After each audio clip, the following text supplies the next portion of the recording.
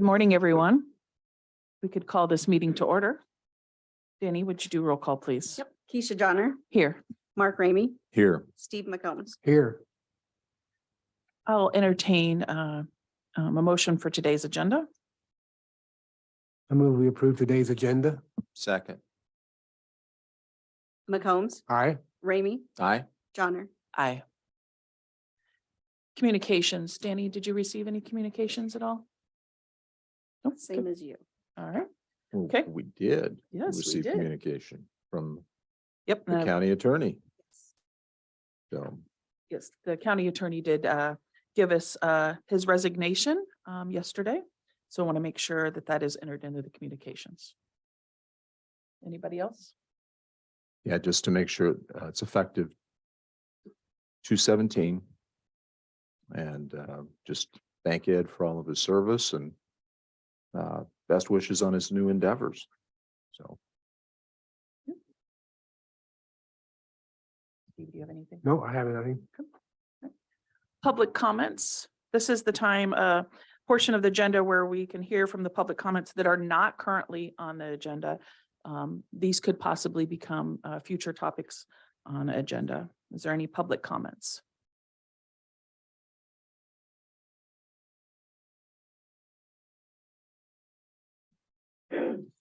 Steve Woodhouse, Marion County Express, just in light of Mr. Bull's resignation, I was just wondering if you guys had in mind who you will replace or if you will hold a special election to replace him. Thank you. Appreciate that, Steve. Currently, I'm going to be visiting and with Jake, the auditor, and what the process is, and then we'll be presented to the board and in an upcoming meeting, and then we will discuss formally as a board to make that decision. Anybody else? Could I ask that you go to the mic, please? Thank you. And state your name. About north of town there. Bedrock. No, Eagle Rock Edition. Anyway, first of January or December, contacted county shop that the neighbor had pushed the fence into the ditch. Well, that's kind of odd. It stayed that way for several weeks. So I contacted the county. 2 days later, the county had a backhoe out there, excavator, clearing that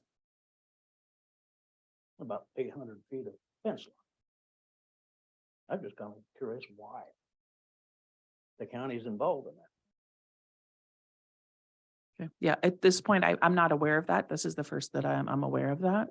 So we'd have to maybe discuss. Jason, you know, if you're the executive, the one that sold.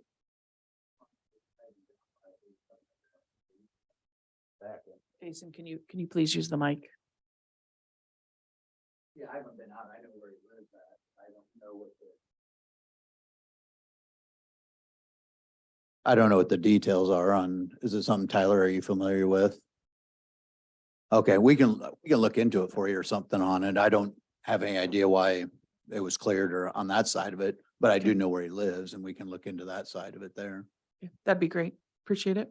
Yep, you Is bet. that something that happens all the time? I'm not aware of that. No, sir.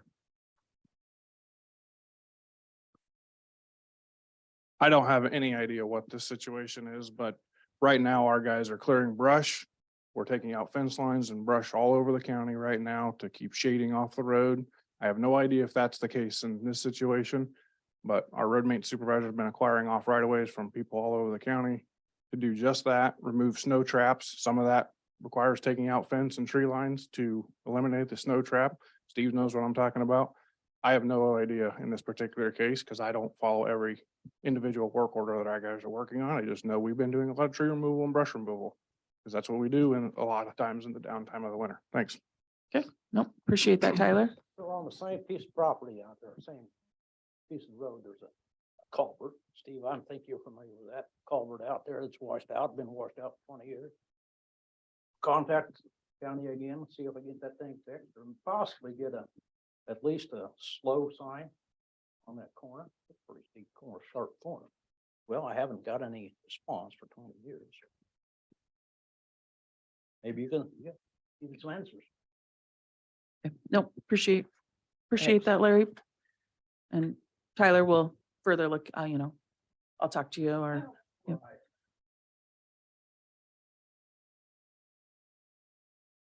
I got a Red Rock area book here. And in the book, it's Cordoba cabins.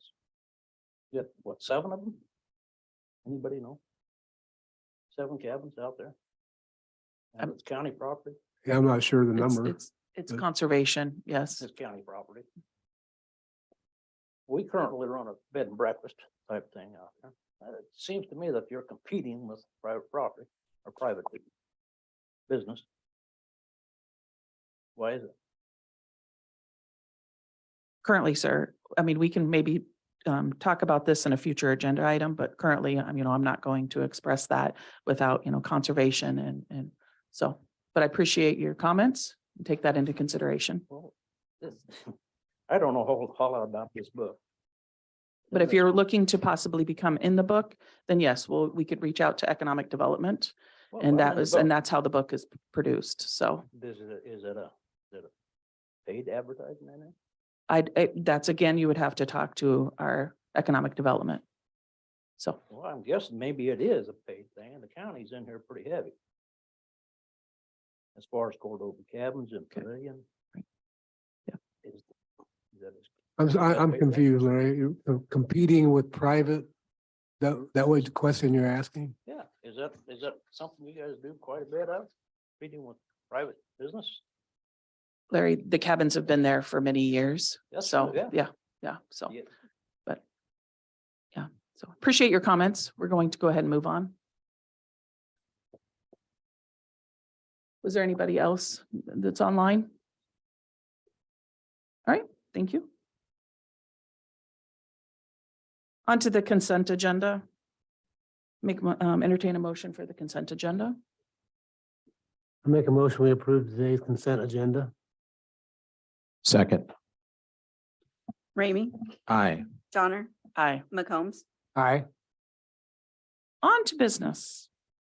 Item number 1 is the Marion County Librarians FY24 funding request. The librarians would like to present.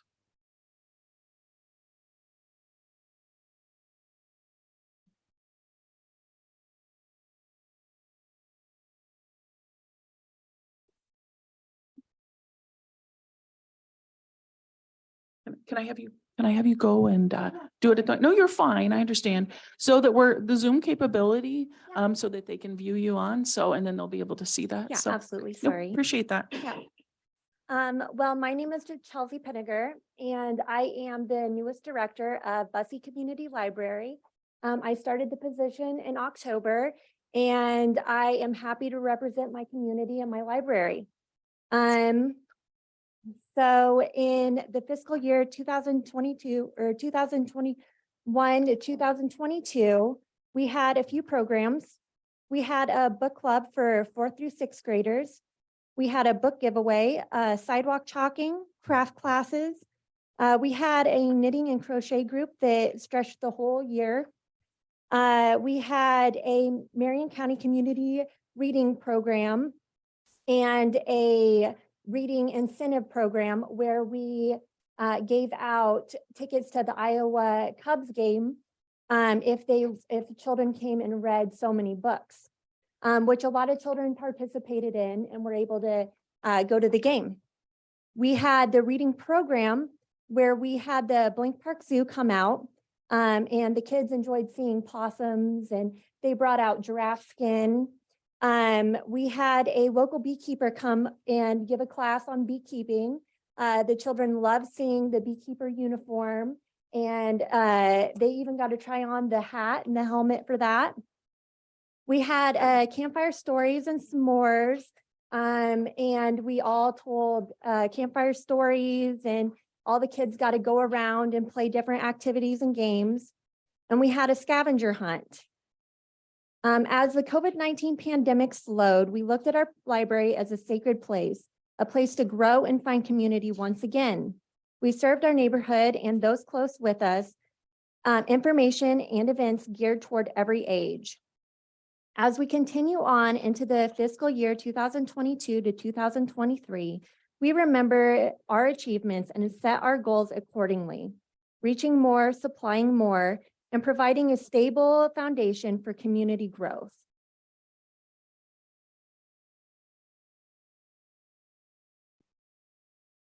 The Bussey Community Library requests a funding level of $100,000 for all Marion County libraries in the fiscal year 2023 to 2024, an increase of $5,000 over the fiscal year 2022 to 2023. Funding needs to be allocated equitably based upon a clear matrix. The Bussey Community Library requests that each library receive a base payment of $5,000 and that the remainder of the allocation be divided among the libraries based on the previous year's checkouts to rural county residents. The Bussey Community Library believes that literacy remains the best pathway for lifelong success. And thank you for your ongoing support of the Bussey Community Library. Thank you, Chelsea. Can I ask you a couple of questions? Yeah, absolutely. So in regards to, maybe you have it in this packet and I'm missing it. Do you have the circulation numbers that you're currently, for the rural area? Yes.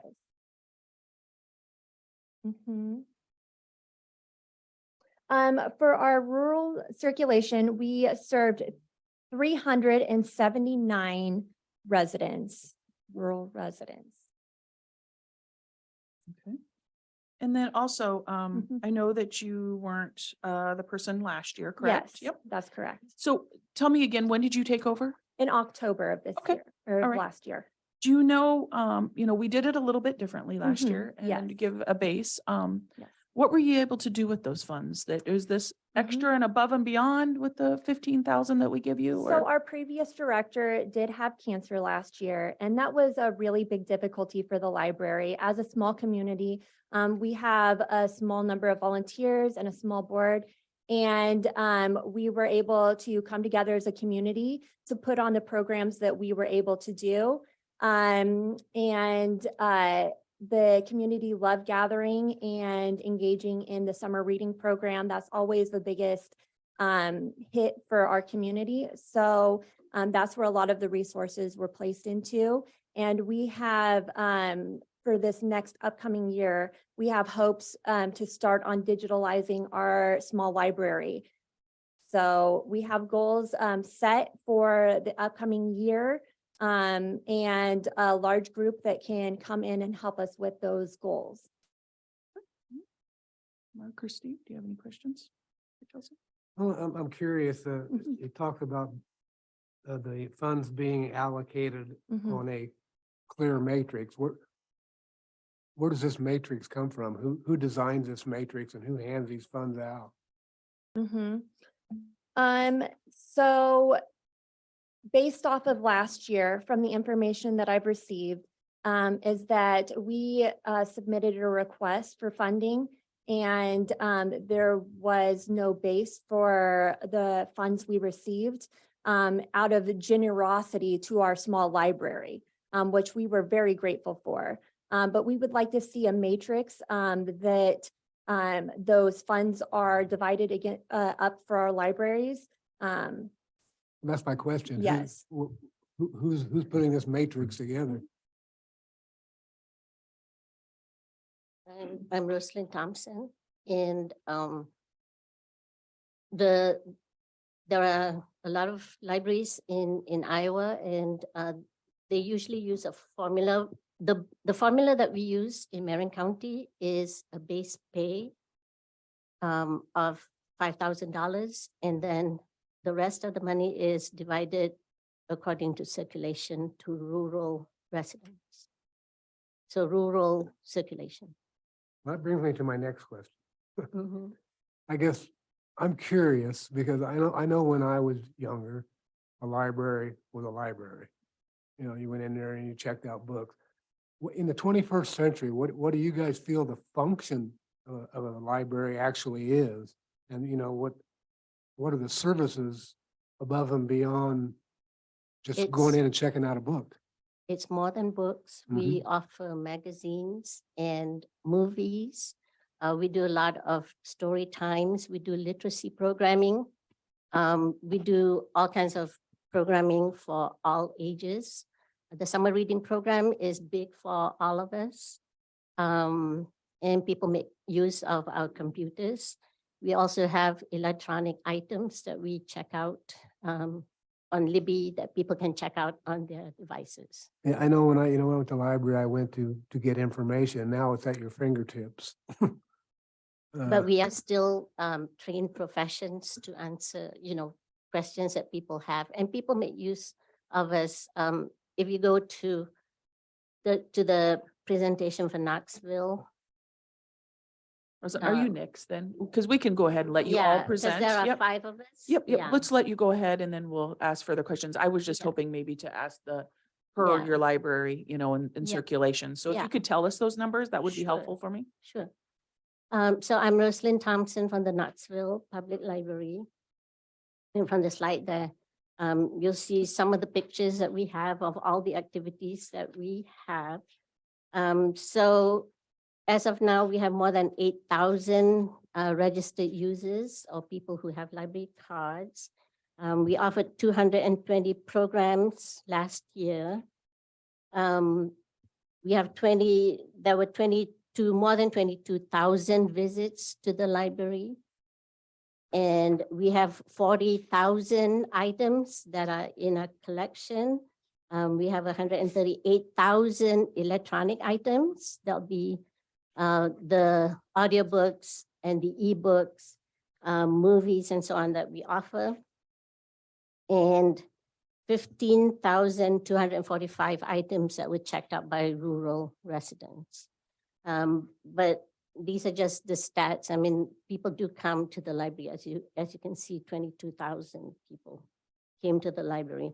And you were asking about the formula that we use in Marion County. As I said, there are 5 of us, and we've always used, or we've, for a very long time, used a formula of a base pay for all 5 of us, and then the rest of it is divided according to rural circulation. Are there any No, other you're good. questions? Well, thank you.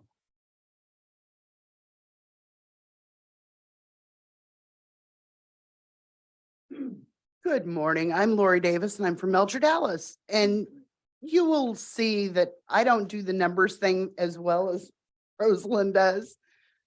I can tell you, Mr. McCombs, you were asking what people do when they come into a library.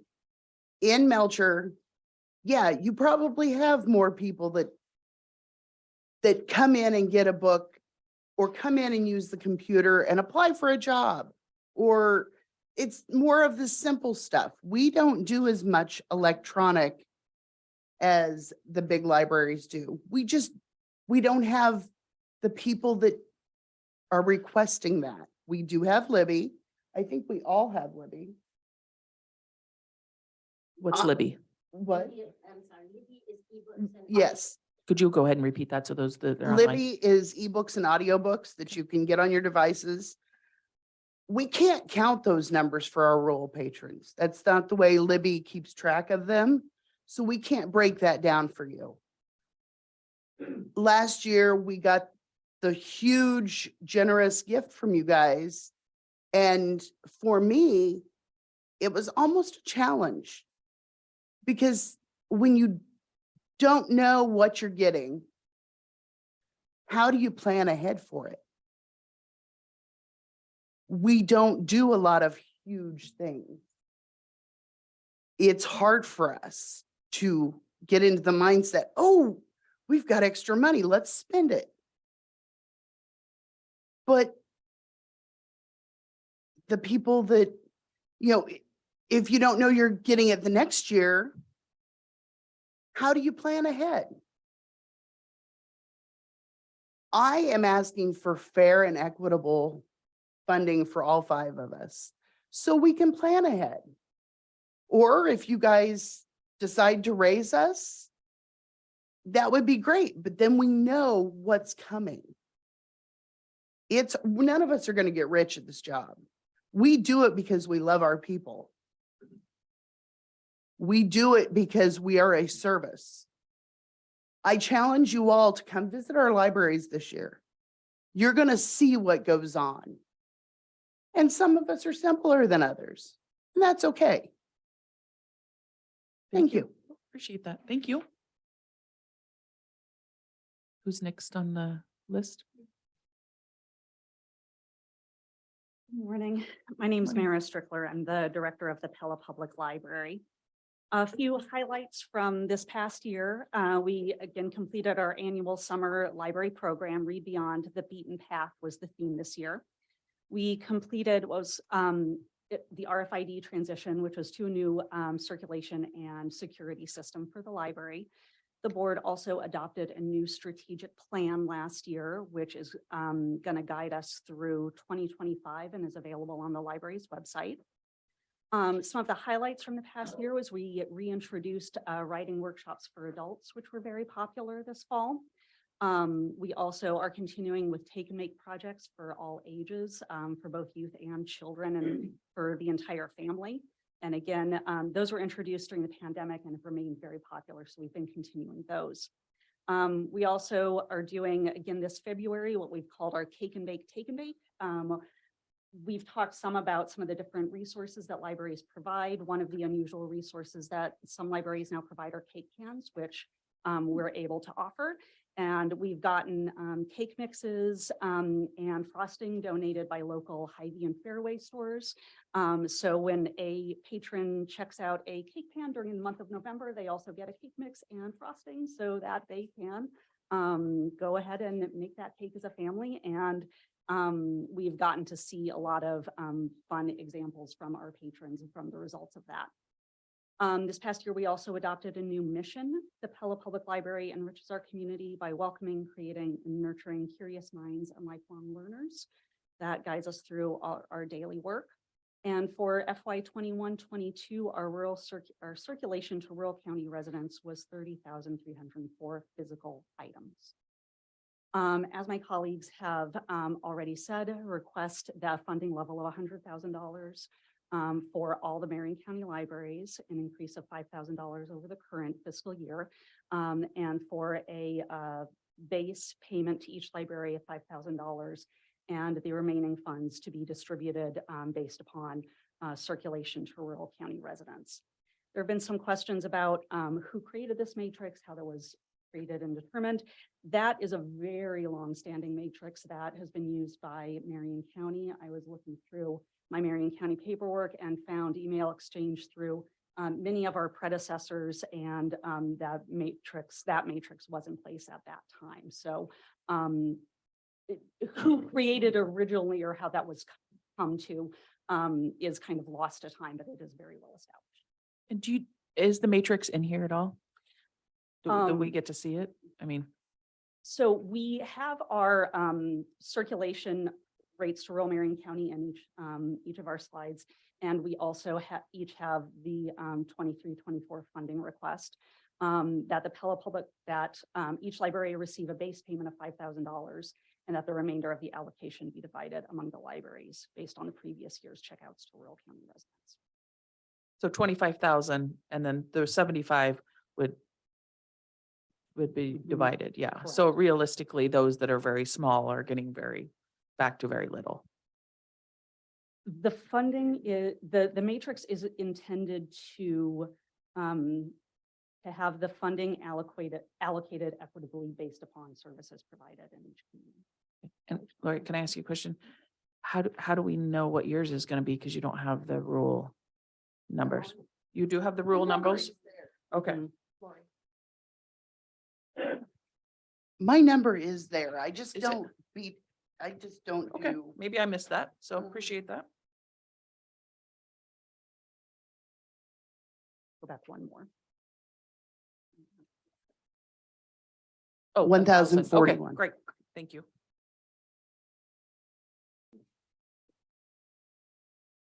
Any other questions for me? Thank you. I think I've pointed it out in previous years too, that if you go to the state library website, there's a spreadsheet on all of the counties and how much they receive. And so what Marion County gets is about 11 cents for every $1,000 of land valuation. And if we ask it for it to go up to 100,000, that would make it about 12 cents. I do have the spreadsheet if you're interested. Is it this, what we have? Yep, yep. Yep. Thank we you. Got it. Thank you. All right. Yep. Oh, it's not? Okay. Yeah, that's fine. Yeah. You have extra copies? You have an I do extra have copy? Okay. We need to give one to.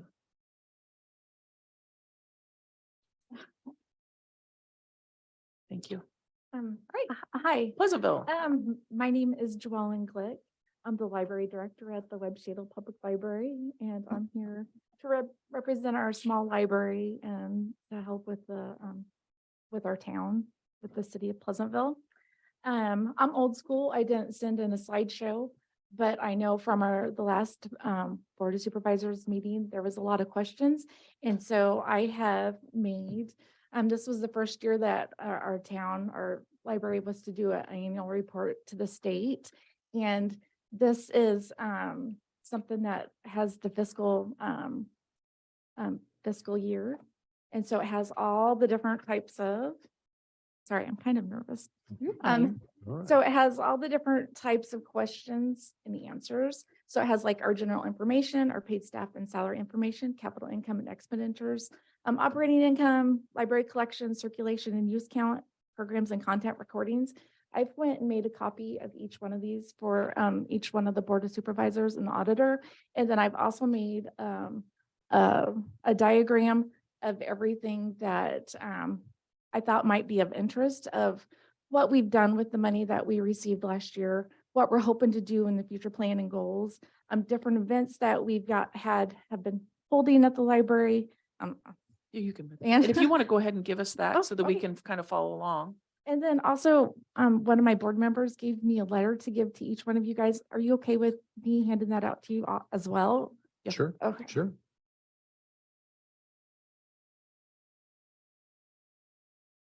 Because I know everybody likes paperwork. As my desk can tell.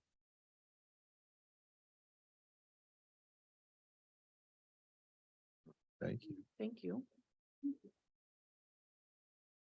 Thank you. Thank you. Thank you. Yep, yep, yep. Thank you. Thanks.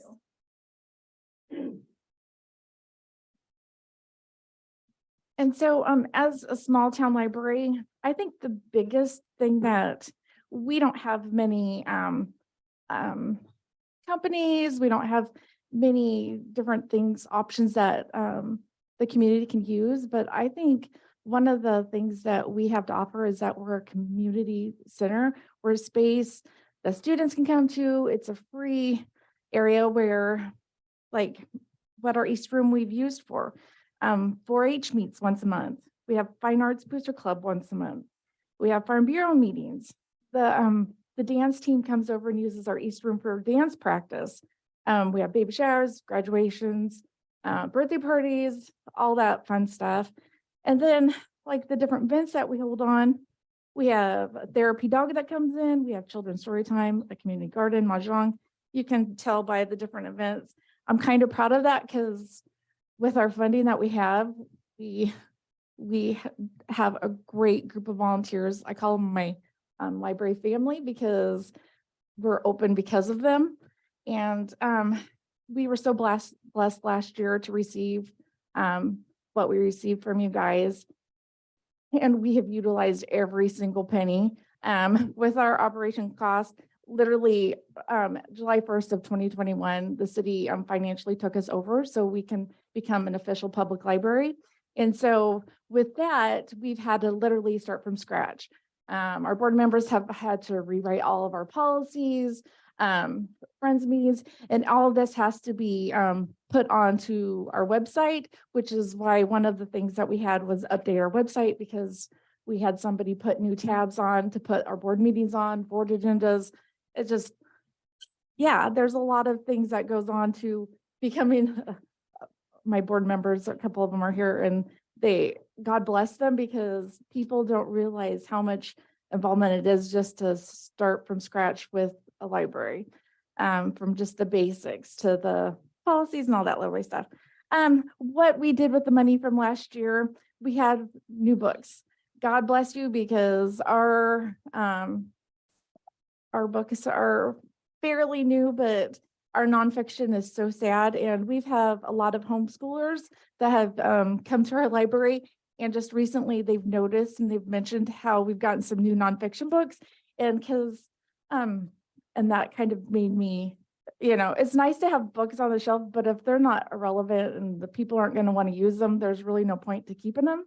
And so that was a great thing. We are able to purchase an adventure pass, which is the first time our library was able to use that. And this is something that as a library, we can purchase passes to the Science Center of Iowa, the Blank Park Zoo, and Brenton Skating Plaza.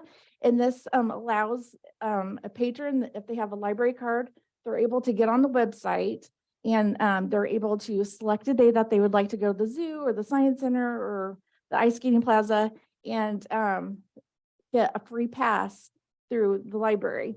And so this is something that a lot of people have been utilizing, and I'm excited next year to be able to give you the numbers on how many people utilize that. And so, because in our community, a lot of the people in our community don't have the funds to go do that fun stuff. So it was nice to be able to give back to the community for all their support.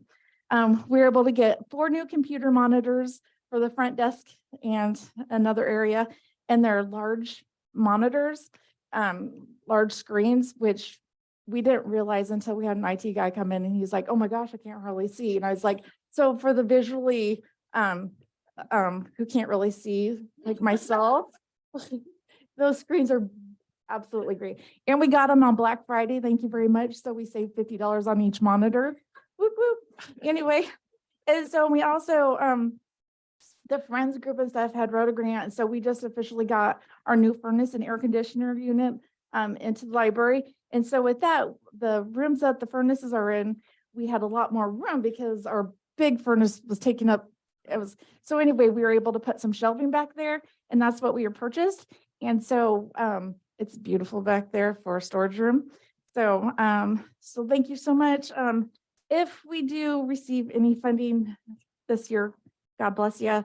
We're hoping to add more new books, because by state, you're supposed to have 3% new collection added. And so we're especially wanting to hit the juniors nonfiction. We would like to be able to repurchase the Adventure Pass. We would like to get 6 new computer monitors for our computers that we have for our patrons, so that they can see as well. And then they're laughing because they've seen our screens. And then another thing, this might not sound like anything fancy, but we're needing fire safety panic doors or bars for our entrance doors, because we had the lady from Marion from the state library. She came down and we were leaving, and she started to try to go out the door, and she couldn't because it was locked manually. And she's like, "Oh," she's like, "You guys don't have panic doors." And I'm like, "What the heck is panic doors?" And so she's like, "You need to get these in." So for safety issues and all that lovely stuff. And then we have a meeting room that is needing a window to be placed into it for, because we have students use it for studying or meetings, and it's, we need that window so that we can see in there to make sure that nothing bad's happening. And so, yeah, and then also, these are just ideas of what we have for the future, because it always seems like we always have a list. And so, we have replaced damaged and worn furniture, because we have a couch that we buy secondhand always, but we're needing to replace that secondhand because we have 4-H group on Wednesday, and there's a whole slew of them that comes in there, and they're kind of hard on the furniture. So But our rural circulation was 1,492, which I'm pretty proud of. And our total number of checkouts for our community was 8,071. And the Pleasantville's population is 1,676. So I'm kind of proud of those numbers. So from our annual report, if there's any questions, please feel free to look through it. We're literally an open book. And we are so blessed for the money that we received last year. And we're an oddity. We're hoping to receive the same amount that we received last year because we don't have different avenues of different corporations in town that we can reach out to. You're kind of one of our one and onlys. We write for grants. Our friends group writes for grants. That's how we've been able to upkeep the library and to get it to where the city would want to take us on. And so thank you so much for listening to me. If you have any questions, God bless you, because I am so blessed of all of our libraries because we are helping get little ones interested in reading and just providing for our community. Thank you so much. Oh, and I love my friends group and I love my board, my library board members, because God bless them. Our library wouldn't be open today if it wasn't for them. So Thank you, good. John. Appreciate Hey, that. I just have a couple questions for you. So you're not done yet. But I appreciate it. And I appreciate the annual statement. oh, well, This is thank you. very- Yeah, This is very helpful. thank you. It's the first year we've ever done it. So I just want to make sure I understand. So if I'm I'm going over this real fast. Mhm. You ended the year about 7,000 in the red? no, we still have that in there. Okay, so I've got total operating income at 60,000, total expenses at 67. Am I looking at that right? Yeah. Can Yeah. I come over there and look at it with you so I can see what you're Sure, reading? sure. Again, I just want to make sure I understand your statement. So there's your total. So that's what we've used totally. And so that 7 was that 174 that we have. Right, So- and there's your income. Yep. So that is exactly what we get funding from the city. Okay, So that Okay. is what operating everything costs. got And it. so that's just the extras that we receive from different, like from you guys. And stuff. Okay, So, yeah, okay. and so that. Well, what I was going to ask you is where in the statement does the money from the county show up? Our contribution from last year, where would this show up? Okay, so that's not in here. Got it. Go ahead. That's just- just. yeah. Yeah. Got it. So, yep. That's, Then I'll give you an update here on regards to that 7 too. So- okay, and I'll- perfect. That's what I wanted to make sure of. Thank you. Thank you very much. That's okay. You're fine. Say. I take mine off, so. All right. Thank you, guys. I guess I do have one question for all of you. And we won't be making a decision today. This will probably be something we will discuss. We're doing budgets all this week, so it'll be something that we'll discuss probably later on and make a decision. Because I do think it is important that we get time to process this. One question I have is those that want to do the matrix. You have one that doesn't. How are those smaller towns going to feel if we were to go to do Pleasantville one way and you guys the rest on the matrix?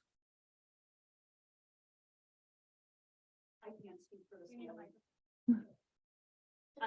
Obviously, I can't speak for all of the libraries in the communities, but I think it's important that the funding to all of the libraries be distributed in the same manner. All right, thank you. Appreciate that.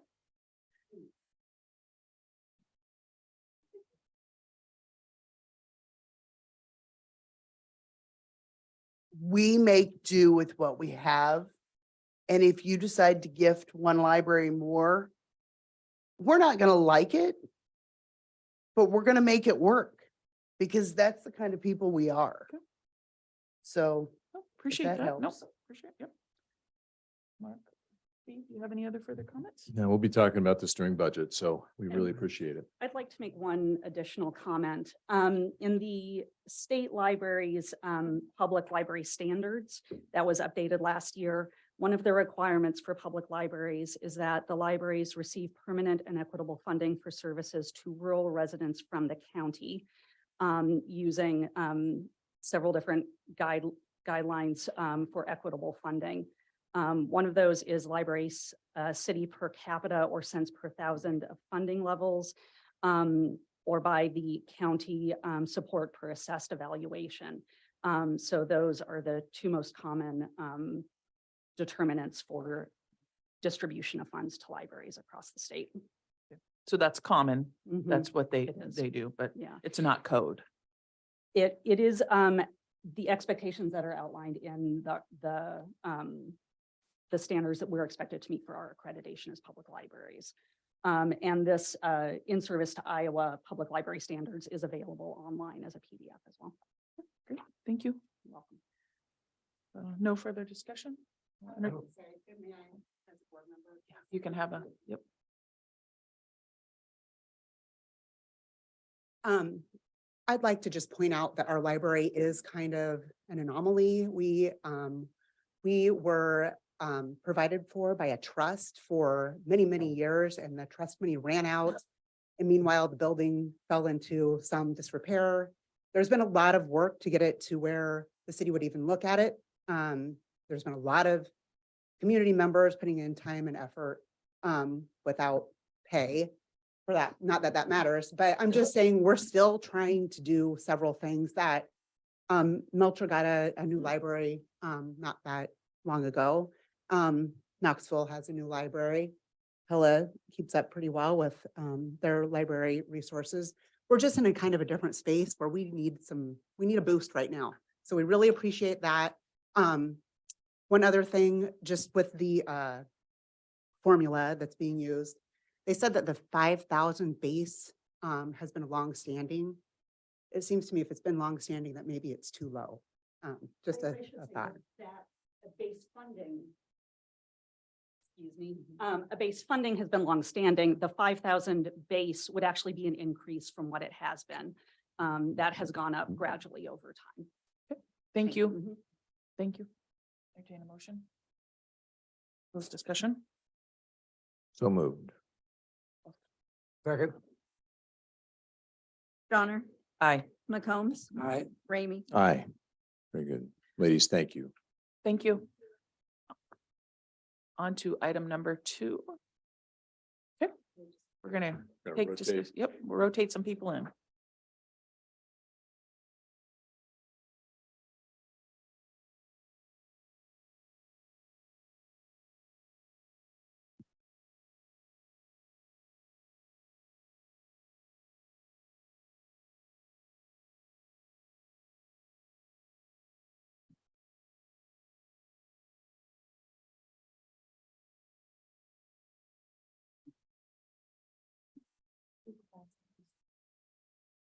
Man.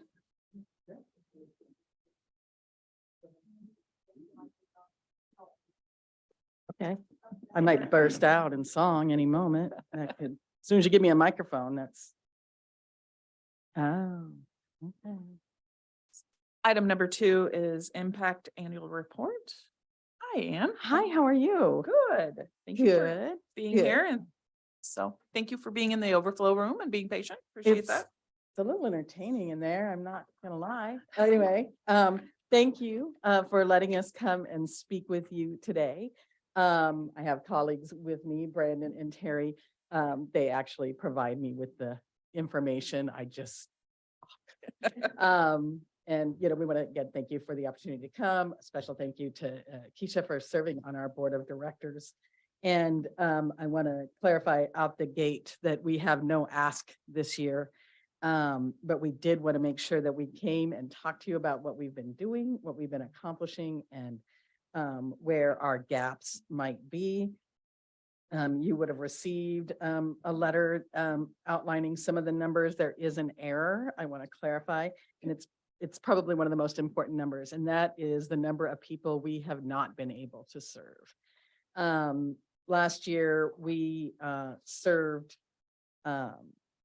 1,663 Marion County residents in 775 households. However, a total of 5,880 qualify. So we were not able to reach 4,217 of those households. That would be, I mean, residents in just under 2,000 households. And that is almost completely due to challenges with funding for outreach. We spend as much as we can on doing outreach, but a lot of our work is focused on who calls, who walks in the door, and those types of things. And so our work over the upcoming year will be focused on seeing what we can do to provide more outreach to let people know that they likely qualify for our services. With that, we have some papers that we did not send you because they're just hot off the press. And do you want to take those? And it's basically just where the money that comes into Marion County comes from. Thank you. So it helps explain that, for example, the biggest funder of families in Marion County through Impact is our Energy Assistance Give one to the Program, auditor. commonly known as LIHEAP, $585,992. There's some other things under LIHEAP, known as ESIP. ESIP is when there's an emergency where someone is about to get cut off or they've been cut off, or if they have a furnace that is not working. And you can see the numbers there that did. The other thing of note that I want to talk about is LIWAP. LIWAP was the first time the federal government invested in assisting families with ensuring that they maintained water service. It was an incredibly popular program. Every time we've gotten more funding for it, we run out very, very quickly. But that funding goes directly to water providers when families have a shut off or the inability to cover that water funding. Another large program in the county that I always love to highlight is our weatherization program. Some people get confused. There's a massive difference between weatherization and winterization. When people think about weatherization, sometimes they think about putting plastic on windows or making sure that there's no drafts under their doors. Well, weatherization is a much more incredible, robust program. It involves using infrared cameras, pressurized blower doors, a complete inspection of a home to determine where there is leakage. And those things are fixed to the tune of, we did 8 homes and invested $185,000. How much of that $185,000 went to the actual fix and how much was for the testing? Oh, gosh, it's massively the actual fix because it includes furnace replacement if they don't have a high efficient furnace. It includes blowing the sidewalls with insulation, ensuring that any of the crawl spaces or above ceiling is blown. So I can get that number for you. The vast majority, in fact, across our programs, it's something, was it 90% of our funding goes directly into the service and not into any overhead. And it's an extremely effective program. We don't get to choose the houses, though. I want to let you know. Impact does not choose the houses we work on. The state does that through they look at all the houses that get energy assistance or that apply specifically for this program, and they fund homes that are the biggest users. So they go for the homes that have the least amount of efficiency so that they can really have the biggest impact possible. But it's a great program. We've also over time been able to use that program around health and safety. 2 years ago, we were in a home that when they came to do the evaluation, discovered that there was a carbon monoxide leak, and were able to get that fixed before it harmed someone, and it would have no doubt harmed someone. We have some smaller programs, including Embrace Iowa, that's funded through the Des Moines Register to help families with things. This year, we are using the Embrace funding only for water, and we expended that water funding in under 2 weeks. So that's a very, very high need. And when you say water, are you saying water like even in Marion County, you've already expended it? Okay. Yep. And when we have funds like that, we divide it across the counties based on the number of people in poverty. So we do it proportionally around the number of people in poverty. And so, yeah, one thing you can see down there towards the bottom is the total expenses in Marion was just over $1 million. And 98,000 of that was in administrative costs. The rest were in direct assistance. And just to clarify, you have Boone here. It's Marion, correct, at the bottom? Yeah, Just wanted to make yes, sure. that's a, we need this today mistake. When our person did, when Chris did the numbers, he did all of them at once, so he didn't fix that. And then what is the Raise Youth Program? Is that something that's here? Because I've never heard of it. It is. Some of these programs like this one, we don't do massive promotion of because we cannot meet the need. But Raise is a program where if a family cannot afford for their children to participate in an extracurricular or developmental activity, we can offset some of those costs. So, you know, if they want to play Little League or softball or things like that, that we can assist the family. That funding has come through private foundations over the years.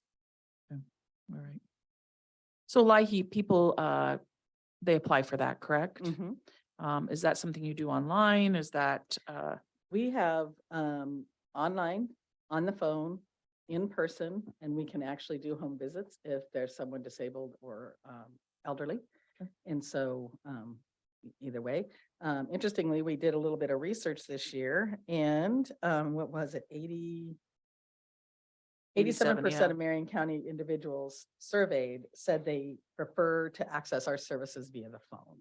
and that surprises me. I don't know how many you surveyed. I mean, I don't know if you guys have those numbers, but that does surprise me because you hear people, I can see maybe the younger, but if you're helping older, I see that they wouldn't want that, but Yeah, I'd be interested to know on that, how many you did actually survey.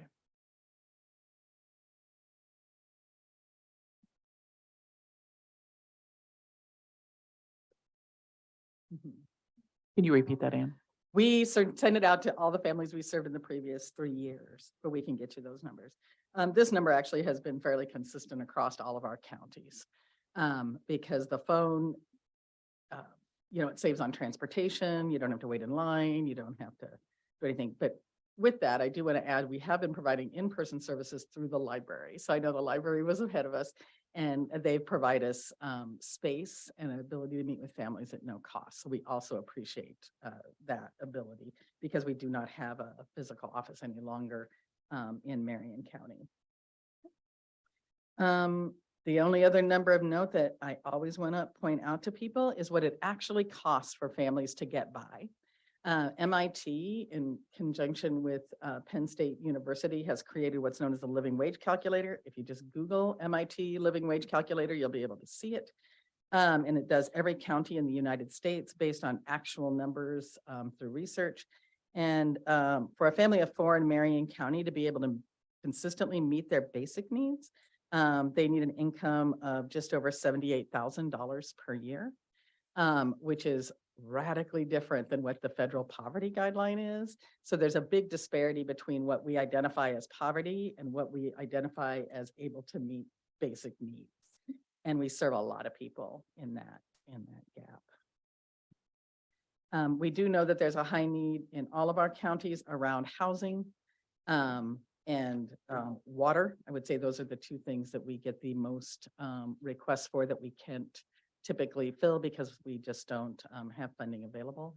You may recall last year, we talked about getting funding to use as match for the Central Iowa Housing Trust Fund to be able to use rent, but that funding had to be turned back because they don't provide any funding for any administration.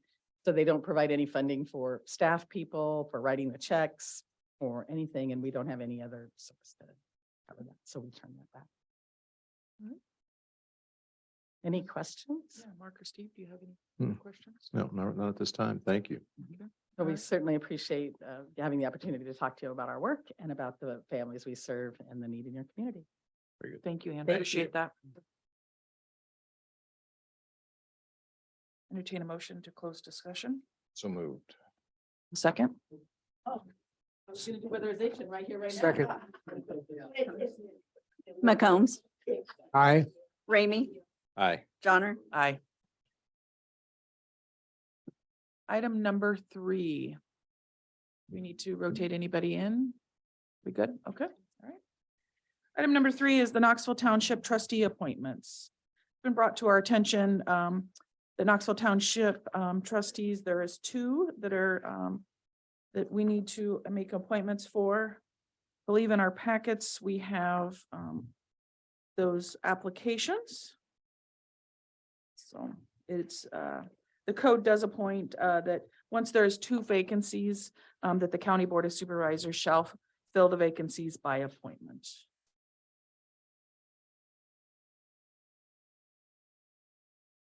All right.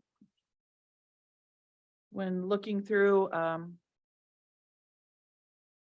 these names, I'm just going to go ahead and list some names that that the applications.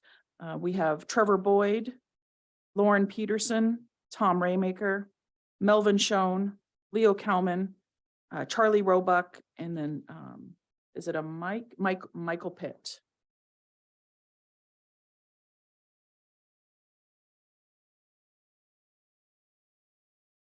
So opening up for discussion amongst the board.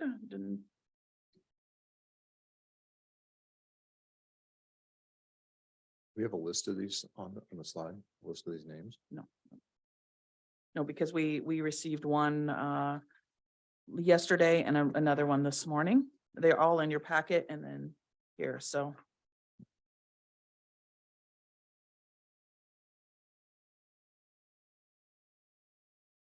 So to give a little bit of an overview, I do know when looking through some of these, my understanding, Trevor Boyd had ran this past year for trustee, did not get in. And that was as far as my understanding, that would be the only one that I know that ran. Otherwise, the rest just had filled out an application and interest.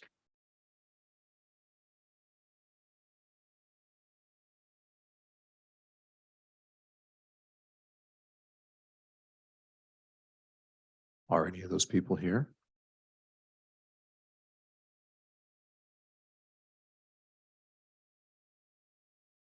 Anybody, they're not online or here?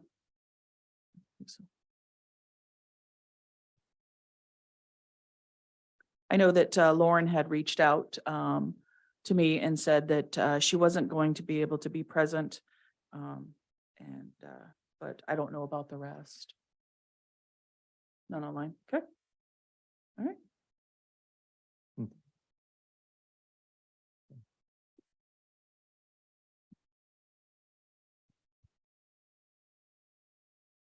When looking, Well, I guess without having any information other than the applications and the folks aren't here, my suggestion would be to write all the names on pieces of paper, put them in a hat, and have one of the supervisors draw 2 names.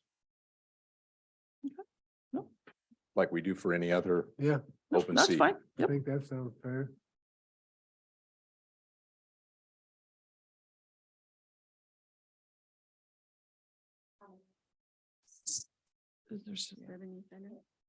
Hang on, I'm gonna read them again.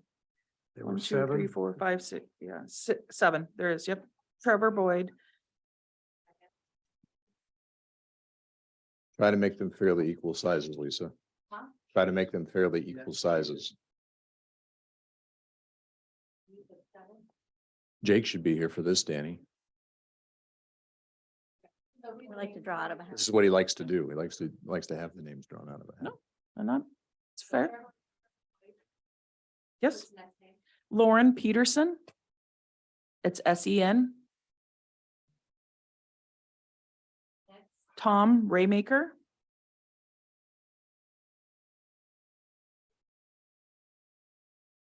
Melvin Schoen.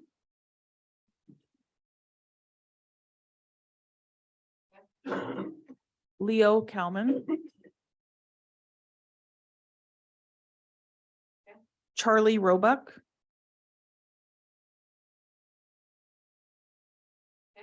And Michael Pitt.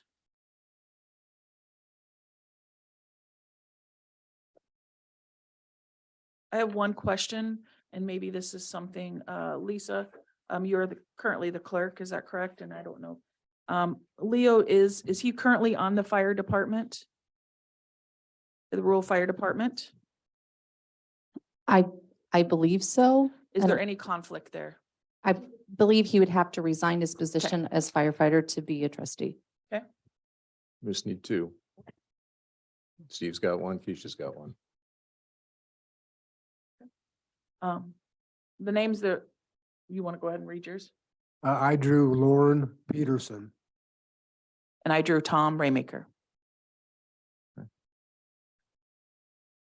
I would entertain a motion that these two individuals be appointed to the Knoxville Trustee Board, Township Trustee Board. I will second that.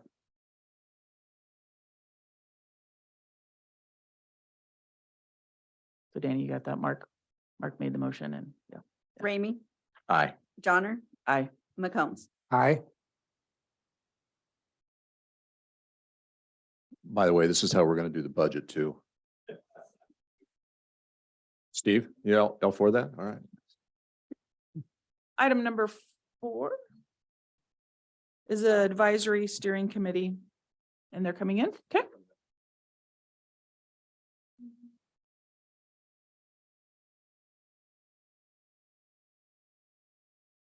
Morning. We'll let you all get in here, so you all can come in.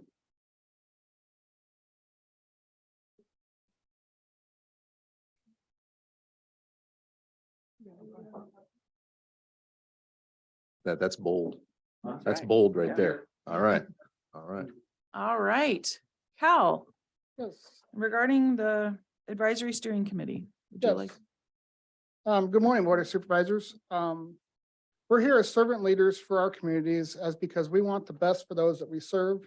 With that mindset, the Marion County EMS Association has been created. We are meeting regularly to get organized and we're starting to establish countywide system standards. We're at a point now where we need your assistance. We are requesting the Board of Supervisors' involvement to establish an advisory steering committee to further look at EMS in Marion County. This committee would undertake a comprehensive review of the current EMS model and then seek solutions to address any gaps or insufficiencies that are found. A report that outlines the committee's findings would be presented to the Board of Supervisors. The EMS Association seeks a committee that contains representatives of elected city, county, and township officials, hospital staff, and citizens of Marion County, along with EMS representation. Thank you for your consideration of this request. Very good. Thank you, Cal. Cal, a couple questions. Are as part of this, given some of the law changes that were done for essential services, would that be part of the discussion as well? That could come out of this, depending on what that committee finds. They may look at, that committee may look at EMS and say, everything's good. We don't need to change anything. Or they may come up and say, there's 4 or 5 changes we see that we need to implement. But everything's on the table. Everything's on the table. Okay. We can't fix something that we don't know is broken, and we can't fix what we don't know the root problems are. Excellent. Very good. Very good. I think it's a great idea. Cal, and I appreciate you presenting this. I do have a question for you. When it comes to leaders, we do have the EMS coordinator with the region, and currently, I'm assuming that Terry, are you? Yeah, you're here. Terry, could you speak on how this would, help maybe solve the problem in which we're looking at and regarding EMS? This comes out of the IDPH creation of something called system standards. Is it on, Terry? The mic? Okay. Is that okay? Is that okay? Okay. So anyway, IDPH created the system standards. They started on this back in like 2006, rolled it out in 2010, and it really didn't get picked up in our area until about 2015. And even then, EMS wasn't stressed to the point where it is now. And so for the past 2 years, these guys have done an excellent job of all coming to the table from all their different services, and they've laid all the foundation work for this process to move forward. So they've come together, they've created a countywide set of protocols. So they all work under the same baseline of protocols. and things like that. They've come to several different understandings of each functions, the territories. There's been trainings and educations and alignments with them sharing things to take the burden off some of the smaller EMS services. So yeah, they're posed to the next step. Okay. February 28th, I believe, is the next meeting that we have where they will actually do a self-assessment. So it's a step-by-step process that has been set up by the IDPH EMS, Bureau of Emergency Trauma Services. And that's just for them to look and analyze amongst themselves some of those gaps and things. And those are things that they can help work through with the advisory committee when those are completed also. So Okay. they've done a lot of groundwork. It's taken a lot to get everybody to the table and sometimes it's been bumpy, but they've all been and they show up and they represent and they do a great job. Okay, no, I appreciate that. So Cal, you're asking for us to agree or possibly look for doing the steering committee, correct? Making a motion for the steering committee. Yes, And ma'am. then on that, then would you have to come back with what you're looking for appointments at some point? Or how are you doing that? We were kind of hoping that it would be a joint venture between the Board of Supervisors and the EMS Commission to kind of put that committee together of what we feel is the right makeup. We've studied several different counties. They're all, there's some that have a 3 or 5 person board. There's some that have 20. Yeah. So I think we need to decide in a county between us, what do we want? Do we want a more manageable, 10 to 12 person board that can represent all of Marion County, not just, the certain areas, but I think we need somebody from each hospital on there, somebody from each city, each township, Board of Supervisor, and then our EMS service directors. Okay. That's kind of where I think we're at with, we think that would be a good overall, plus the representatives from the county, the community representatives, which that's, I think, where we kind of struggle is how do we set that up? How do we get a good representation of our county? Do we divide it in quadrants and have a representative from each quadrant? I think that's kind of where we're at to form those discussions now to see. We have an application process, as you've seen. I guess I would like to express, I would like to see Terry on this committee throughout, as me person, because I feel that she understands and, as a board, that's how I am feeling. I'm not necessarily, I am for the steering committee, but I do think that she needs to be somewhere on this. Yeah, So, and that's the conversation we need to have is kind of who, where, what, how do we come up with our community representatives? Just like your township trustees and stuff, which ones want to be on it, which ones, because I think it's going to take a little bit of time in the beginning to get it up and going, but I think once it's up and going, it should be a pretty good streamlined process. Mark, Steve, do you have any? Well, I think, Cal, I think this is a great idea. Great idea to come together and try to work through providing the best service we can provide to our residents in this area, because it is with what the legislature has done, with the costs that are associated with this service, we need to have a unified approach and know what all the issues are so that we can be responsive to those. So I think it's a wonderful idea. I'll look forward to seeing what the makeup is, Cal. All right, thank you. Thank you. Would- Entertain a motion. Go. Correct me if I'm wrong, but to get EMS designated as an essential service would require legislative action at the state level? The state's already done their share. It's now would be up to the Board of Supervisors. After we go through all this process, there's several steps we have to get through before we even get to that point. My guess, Steve, that as they talk, whoever's part of this committee, that's probably one of the discussion items. And if they decide that's a designation they need, they're going to bring that to the board and we have to then act on that recommendation. Yes, sir. Any further Very good. discussion? Very good. Not? No. I'll entertain a motion for the steering committee for Marion County EMS. Yeah, I would entertain a motion to be, I guess, supportive of the formation of the steering committee. Second that.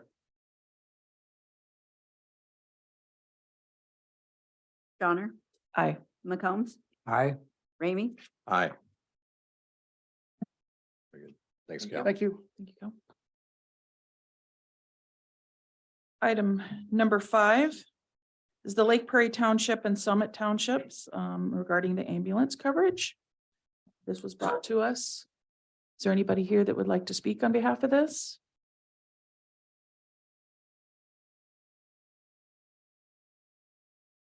Greg, is that you? You look like you. I can speak for the city. Okay.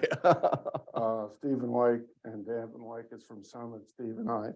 My name is Fred Vinnie, we're from Lake Prairie here. To answer any questions, we've definitely ran into some obstacles over in the Pella area. And are trying to ask help from supervisors to solve our situation. Okay. What's specifically the issue? Or Issue is issues? the nonprofit has been dissolved, given to the city of Pella. And the city of Pella has been coming after the Richland, Black Oak, city of Lighton, which are all 3 Mahaska territories. But also in the Pella, in the Lake Prairie Rural Fire, which is exactly the same as the Pella ambulance lines as of today. And then Summit and Lake Prairie, they want half of our funds to fund their ambulance, and that is completely going to dissolve our rural fire department. And we do not have the money. We've been in negotiations with them for over 6 months. The last proposal, they still want 31% of our levy. That's half our annual budget. There's absolutely no way that the townships can afford that kind of price and keep a rural fire department in service. So we're at a stalemate. Okay. Appreciate that. Fred, I appreciate that explanation. I would like to say this, that, as a trustee, you're an elected, and as a board, we don't necessarily have the jurisdiction and over that. I also would like to say, because you currently, you do have an appointment and you're full staffed. Our county attorney cannot give legal advice due to the population, but that does not mean that the funds in which you have, if you're seeking some sort of needing some representation in that, that you can use funds from my understanding, if reading the code correctly, that you could use funds there. I do hope that you would never have to get to that. I hope that maybe you guys could work out something, especially when we're trying to do this EMS steering committee to hope, and I'm hoping that the city of Pella and Greg, I mean, if you guys could work out something, I think that's where we're at from my standpoint. Yeah. So, yeah. Greg, from the city standpoint, could you speak to whatever Pell is dealing with regarding this, so I can get the full picture? So the city standpoint is obviously the nonprofit we dissolved because we were losing money. And mainly that's because the Medicare and Medicaid baby boomers are smack dab into that, which is a reimbursement less than what it actually costs us to perform our service. So the city is taking on, we thought it was going to be 300,000. It's closer to 500,000 is what we've lost this year. And what they're asking is that they don't give anything to the townships for free. Obviously, if the taxpayers in the city are paying for this, anybody else that uses our service should also pay for this. So they have asked the townships for half of their fire tax monies, which is similar to what Indianola currently does. Indianola, it's in their contract with their townships that they provide fire and ambulance service, and they give the full taxation to Indianola. So they're asking for 78,000, which is still not covering what our losses are, but it's hopefully to get the city to appoint in 2024, June of 24, I think it is, that then hopefully essential service tax could something that could kick in and supplement this. Okay. So I want to make sure so from that, the committee that we just supported Will this be on the table as one of the discussion items? It's gonna be wherever the advisory, that steering committee, wherever it wants to go. Obviously, our thought is it's probably going to end in that direction, but we're in the middle of it. We want other people to actually say that's the case also, so. Okay, all right. Because to Keisha's point, I mean, from a trustee standpoint, you're an elected board. You have authority over their tax dollars to decide how they want those tax dollars spent.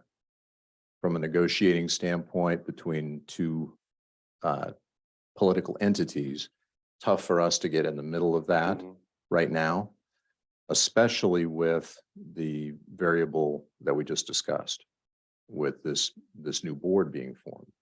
So I guess what I'd like to see is something come out of this board discussion that helps resolve that, or at least takes it to a place that it could be resolved. Because I don't think we can just jump in the middle of that and say, yeah, we'll chip in whatever, or we'll tell Pella to back off. I mean, we don't have that ability to do that right now. So I hope that's part of that discussion to help resolve that issue. Now it becomes a service problem, Greg. I mean, somebody calls, needs an ambulance, there's going to be an ambulance, right? Currently, yes. In our negotiations, they call, we're still going, and depending on where these negotiations go. I don't know that there's been a set date, drop dead date. I don't know, Calvin, has there been a date? So we're still serving them for free basically right now, while the city of Pella taxpayers are paying for all the losses that we're taking. Okay. Well, keep us up to date on where it goes, especially related to the committee. If there's not enough speed and we need to have more discussions on that, we can. Again, as different political entities, we can sure talk about it. But it's going to be tough for us to just jump in the middle and intervene right now as it stands. I do, Craig, did I understand that correctly? Even if they were to give you half of their tax, their levy, whatever, you would still be operating at a loss? A loss for the townships, yes. They're costing us more than the 78,000 that we're asking. This is So you're figuring if we're, just by the numbers I spoke, 500,000 is what we're operating at a loss at.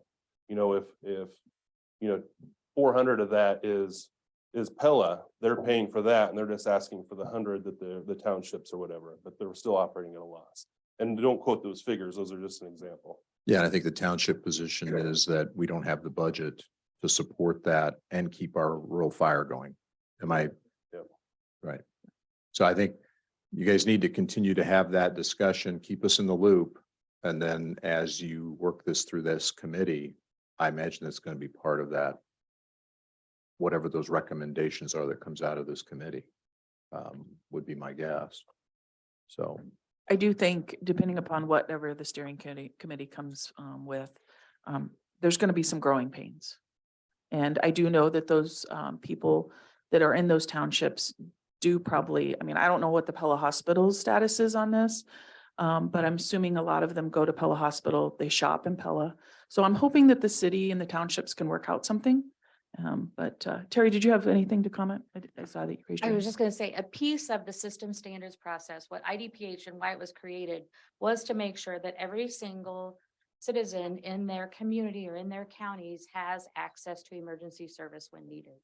And so when there's a change like this, it's even more important for this committee to be together and have all these people on this committee, because it not only affects just our county, it affects the counties and the communities around us and all those 28E agreements that we have with the other communities and stuff like that. So it's really important that this committee gets going at this point in time and has those people on there so they can work through this. And a lot of it is education. A lot of people do not understand EMS and the EMS system.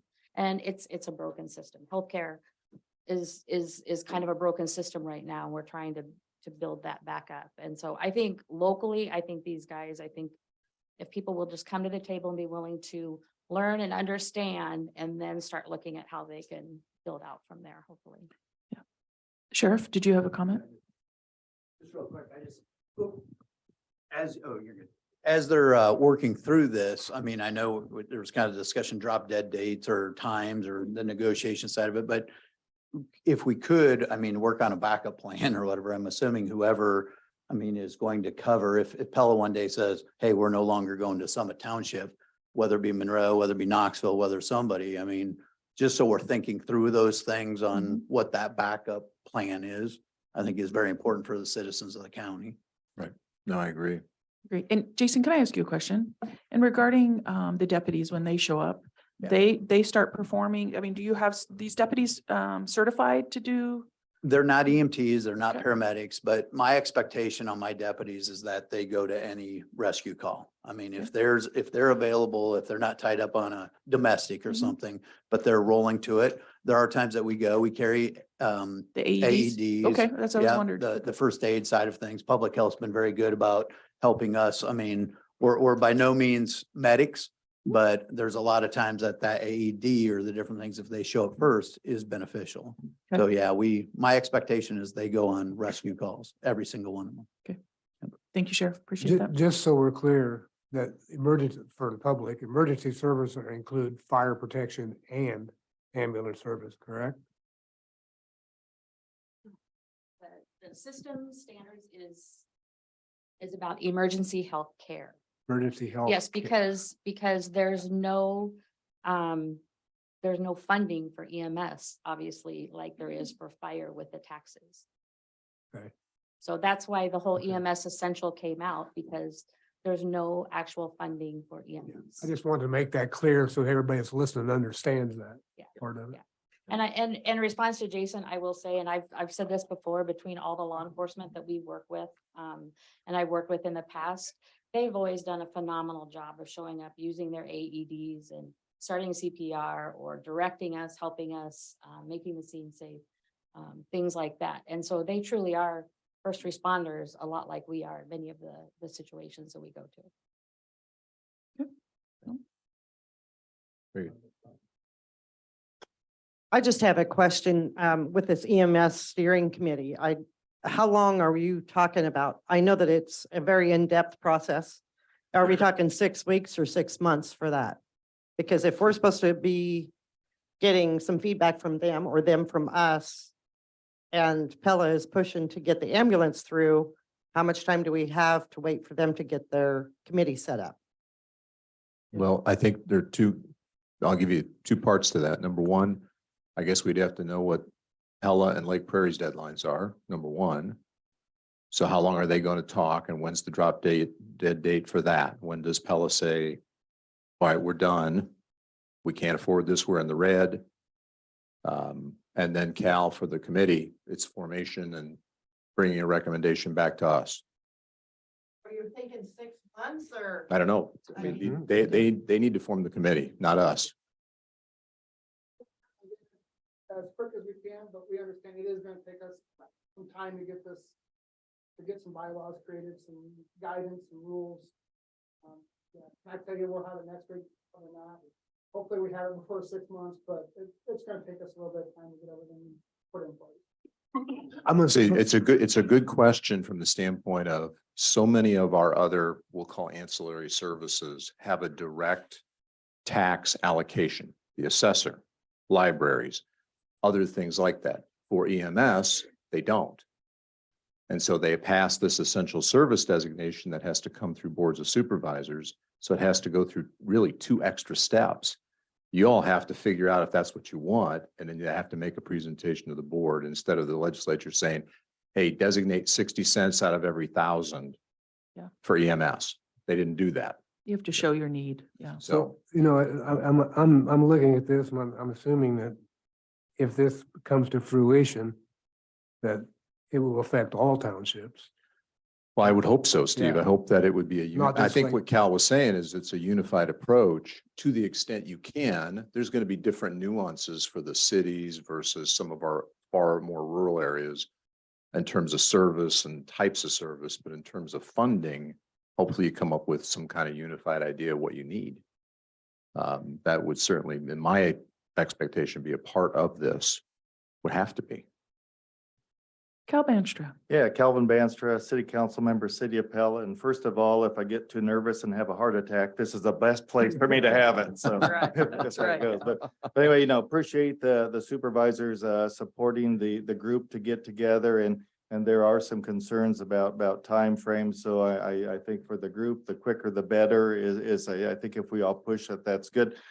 We made a very informal proposal about half and half, and I know the township trustees, they kind of cringe at that because they're having budgets that they have goals to set for that. At the same token, we as the city are in the same spot with that exactly. And continuing to do it for free is tough for me, for my citizens on that. So that's why our proposal was very temporary in our regard to June 30 of 24.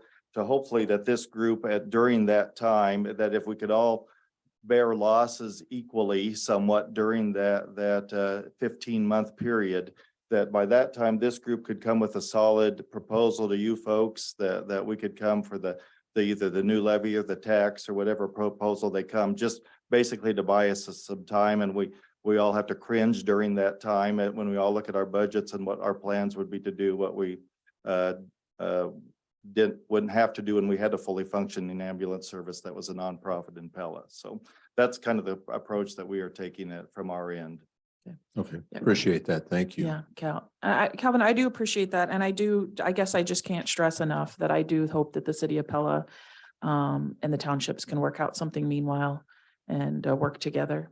That's probably the best for all. So any other discussion? Look forward to the proposal, Yeah. Cal. Forward to it. All right. I'll entertain a motion to close discussion. So moved. Second, McCombs, aye. Ramey, Aye. Johnner. Aye. Item number 6, Board of Supervisor updates. McCombs. I had heard a meeting for Thursday, but I don't think I'll be able to make that since we're in budget. So that's my update. All right. Well, we've got a couple things, just projects that are ongoing. Good discussion with Joe Merstick from Pleasantville. So hopefully we'll be able to have a finalized development agreement for the board at our next regular meeting. And then also discussions with Jason and the Fair Board. If you recall, we had a proposal for a potential purchase of some of the VA ground next to the railroad tracks for right-of-way. So we'll be working on a proposal for that for our next Board of Supervisor meeting as well. If you remember, you got the map? Go ahead and throw the map up there, Renee. Perfect. And this is not to scale, so don't somebody say, well, they're going to buy half the VA. No, they're not going to buy half the VA. That little red spot up there, a rhombus, if I remember my geometry correctly, is close to where the racetrack wants some type of right of way to go over the racetrack or from the fair or from the VA grounds to the fairgrounds during race events. The city is already in the solid blue area. Whoop. That was just east of the laundry. Correct. Yeah. Correct. Is it coming back? That's all right. That's all right. Well, we can just talk about it. We don't have to. Anyway, you got a mental picture. It's emblazoned in your minds. The city has already talked about leasing some of their ground to the Fair Board for race parking. There was a blue box below there, and then that red box would be part of what we might entertain to either lease or, there we go. So the light blue box to lease for additional parking, and the orange box to potentially sell. They need to have control of both sides of the railroad track to have the right of way and the ability to use that. So doesn't impinge upon any of the development activities that we had and have proposed for that site. So we'll have something together for the first board meeting in February on a proposal and a price and all those good things. Thank you, Renee. And that's my update. Mine, I have impact and fifth judicial, both I won't be able to make, because we have budget sessions. Other than that, on to item number 7. All right, I want a motion wanting for to- recess. You should- You do, okay? Yes. All right. Let's take 10 minutes. Second, Ramey, Aye. Donner, Aye. McCombs. aye. Very good. Thank you.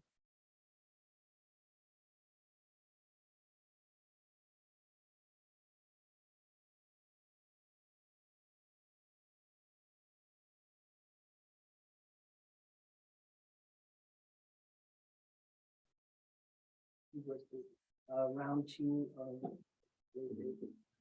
January 24th. Entertain a motion to reconvene. So moved. Second, All righty. Budget. This is the time. Oh, okay. Johnner, Aye. sorry. You're fine. Sorry. McCombs, aye. Ramey, Aye. 10:45.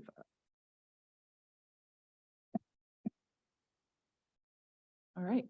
Jake, this is the time for you to shine. Well, I don't know how much shining we're gonna do today, but we have received all of the departmental budget requests. They've all been entered, both expense side and revenue side.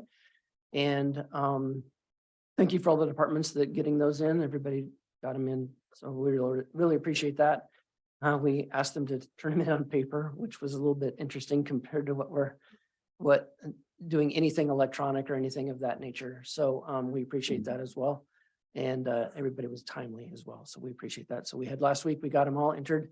What you're looking at here is a culmination of everybody's individual budget lines, no matter if it's for $10 or $10,000 or whatever, within their budgets on expense and revenue, culminated into a single page proposed summary of the FY24 Marion County budget. And this is similar. So you have it in your binders. It's under the solutions reports forms. This is one of the pages that's generated along with the other, like a revenue detail, expense detail, those broken out by the chart of account numbers to get to this page. This is similar to what would be published in the newspaper and then sent on to this date when you guys finally adopt. So I feel obligated at this point to say you could just be done right now. You always say I know, that. I had to do it. I had to say that. All right. So anyway, as you can see, and then there are some of the other reports that were forwarded to you in your binders. Renee has put on another slide that we can reference if needed and if anybody wants to as well. But just as an overall impression, this the county seems from this proposed budget is in a solid position. It does have changes in fund balances that you can see that look like some pretty big numbers, but that then when you look down and break it down into the individual funds that they are due to governmental accounting, the cash may be there, but you still have to budget for something. So it makes it look the fund balances change upper or lower. So again, just want to thank the departments for turning this in, and this has your debt services, any of those included as well. So I don't know if we want to see what the levies are at all. Would that be okay? Yeah, that's what I'd like to If say. Renee can switch. So the levies for this.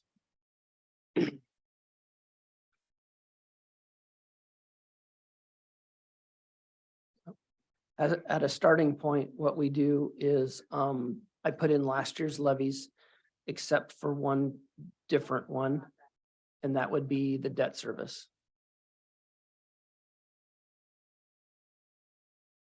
So the debt service levy includes the last payment for the law enforcement center.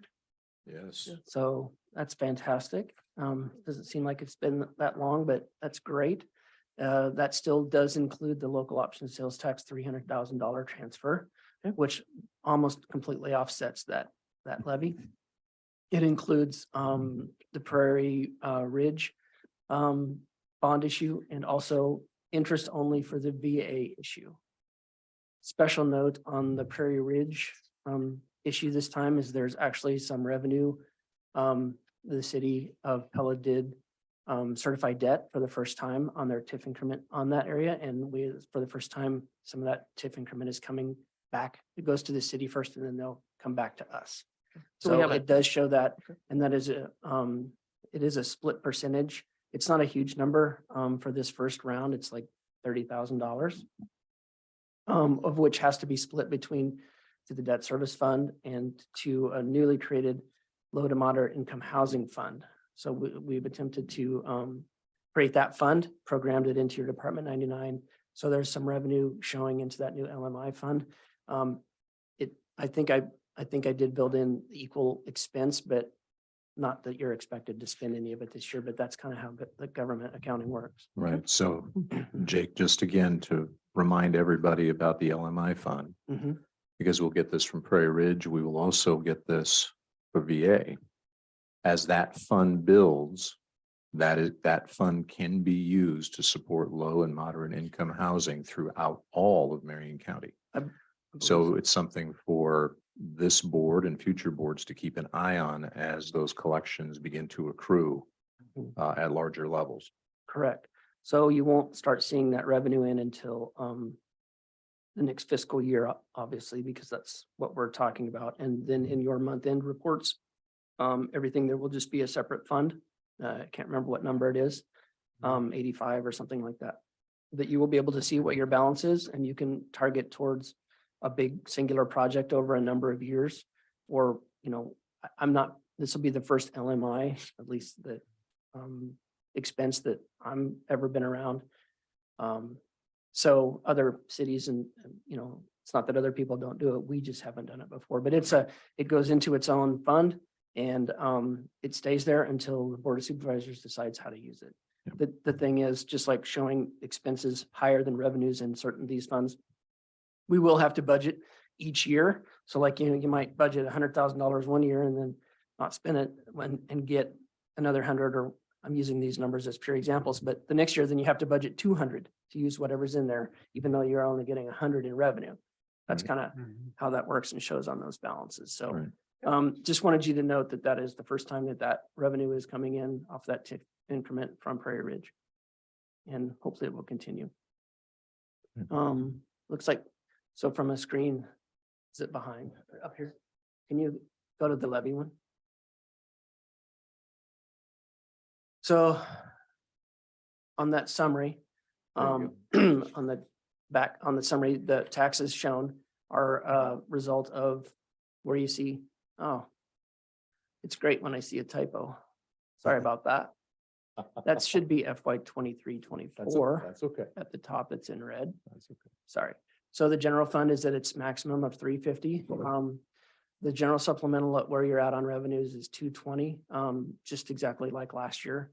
The next one, mental health, we don't have anymore. And then we have the debt service levy. You can see that did increase 9 cents due to the 3 issuances. The VA, we are now levying for interest on the VA bond.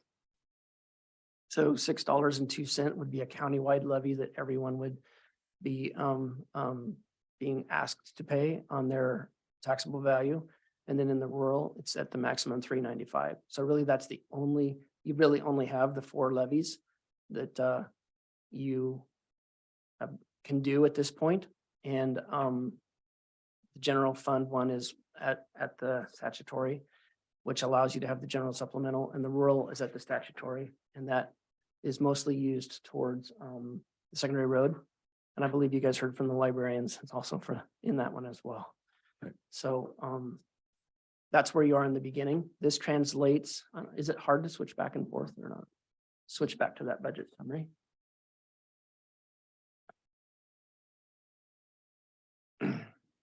Where that translates to.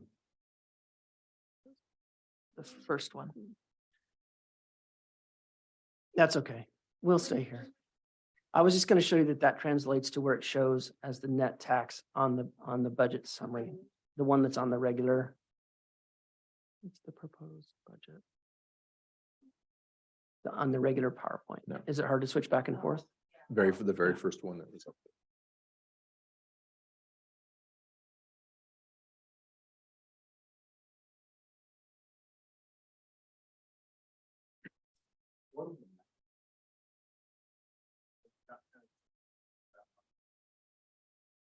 Tyler Christian asks a question I don't know the answer to. So what was your question, that- Tyler? There are, since we're one of the first counties in Iowa to have LMI funds, we're going to blaze a trail. But cities already do this. There are already a lot, Pella has LMI funds, so does Knoxville. So there are statutory requirements you have to meet regarding disbursement. But again, the overall purpose is low and moderate income housing or in support of that.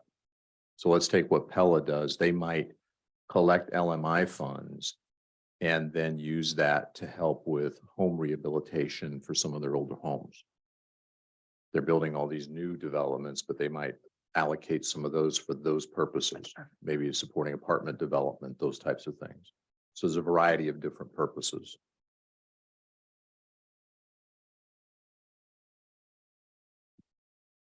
There you go. Thanks. Thank you, Renee. That's perfect. I know we're just floating around here a little bit, but what I just wanted to relate that those levies translate to line 4 on this summary of budget. So that is the net current property taxes.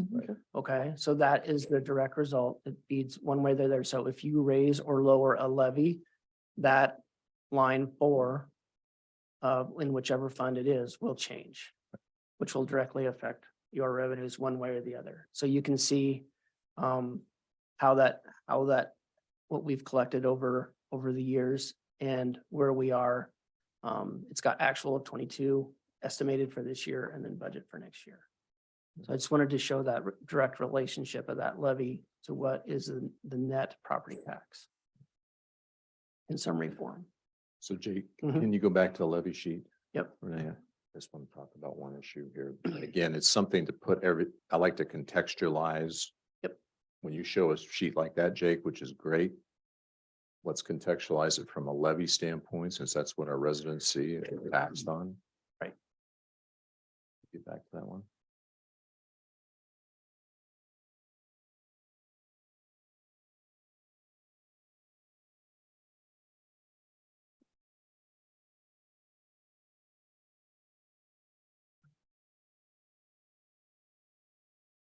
Right there. So if we look from FY 10-11 all the way to what should be 23-24, Right. you can see the overall levy has in general declined almost a full $1. So going from 1092 in FY 10-11 to 997 this year. Now, what you're going to see when we get to Fund 1 is we've got more cash. So there's two functions here. Broadly speaking, the levy has been able to be reduced, but valuations have gone up and gone up a lot. So this just highlights everything we've talked about in previous budget meetings about, the extent of what we'll call cheap money policy for the last 10 years. That Marion County's finances have been very solid through proper expense management, proper allocation of resources, but also because of increased valuations that have afforded the opportunity to bring the levies down. Now, some of that is we lost the mental health levy. That's a big part of it. But last year, FY 21-22, we also brought the general sup down 20 cents. And we will have opportunities to do that again this year. So if we had about, you want to skip ahead, Jake? I'm going to steal your thunder here. If we go to the fund, That's have fine. you guys need any more on this one, Steve? No. Go to the cash flow worksheet. Yeah, can we do that? Do you want to go to the general fund cash flow worksheet? This is the same cash flow worksheets that I've shown you all these years. Yep. And I like I appreciate that you do that. It's this one, Renee, just up at the top. Yep, it's good. Thank you. No worries. There you go. Yeah, Perfect. doing great. So Jake, Sure, if you want, so this would be the general fund, which is a main driver of our county. The levy is at $3.50 in the proposed budget, and you can see that it has been for several years. That is the statutory limit. The county does have the authority to increase this $3.50, you would need to do that through a public hearing and special resolution. Unfortunately, there are many counties around, especially to our south, that are higher than 350. Marion County has never had to do that. And the statutory limit has been the same for years and years and years. If you do, and again, this is property tax. So, the 5 cents would be more that everyone else has to pay. You can see what 5 cents raises one way or the other in that middle column. So 5 cents at this year's taxable valuations is about $96,000 per relationship. Jake, I have a Mhm. question for you. And regarding these general fund, how do we, I mean, was the revenue expects, and then maybe this is a Kim question too. How did that affect the cash flow at all when in your department? Because, we budgeted for more and you had expense. Just didn't know if this reflects in here or. Yeah, so without speaking for Kim at this point, just still on this general broad overview, you can see the net change over the actual net changes that the county has experienced over years. In 22 is done. So the current FY 22-23 budget is as it was presented and accepted last year. There were no re-estimations to the budget process or what public health is experiencing this year in their different programs. So that projection is reflective upon the actual approved budget, has not been re-estimated. So that, that's a point that can affect that one way or the other, depending on if there's less revenue because of less grant, but there's also less expense. So Right. that may be a lower number, but it may be relative both ways. Okay, and then on this year, the proposed FY 24, that's a very healthy net change. There's some caveats on that again. That's part of that 1.1 million there. And again, not speaking for Kim, but there was a big public health revenues are quite a bit higher than expenses in the budget. So it's like $800,000 difference. So, that it reflects, should be a special note, I think, on that net change, because that'll be grant money that will be expended. That's not necessarily purely operational money, I'm assuming, right? So I would always remember on that net change there, that public health, that public health revenue is higher than the expense. So Yeah. that affects that directly. Okay, because I did notice Yeah. there was a significant change. And so go ahead, if Kim, if you have some comments. Yeah, that, it's important to remember that we, with those grants, it's on a reimbursement level, process. So if, there is more in the revenue than in the expense. But, Mark asked me to make an adjustment, and then I had a family emergency and didn't get it done. But, It's okay. so, my thought is that we'll probably have about, in the neighborhood of 150-ish thousand that we will not have in grant covered, and we can talk about that more specifically during my budget meeting. Okay, because when we look Yeah. at yours, your revenue is much greater than your expenses. Right, and that's because that's the amount of contracts we have available. But then but then we'll only be able to pull it in if we actually have those expenses. Okay. And we've got a couple of things that it doesn't make sense until you actually look at the Okay. detail in it. So do we Yeah. have a bigger picture of what we are actually looking for? Fund one, is the 7.7 a good figure, or is that when you're looking at the ending fund balance, or is that? It's an absolutely good figure based off of how the budgets were submitted. And if that's what happens, then. Right, I that- understand yours. that- I'm directing it more towards Kim.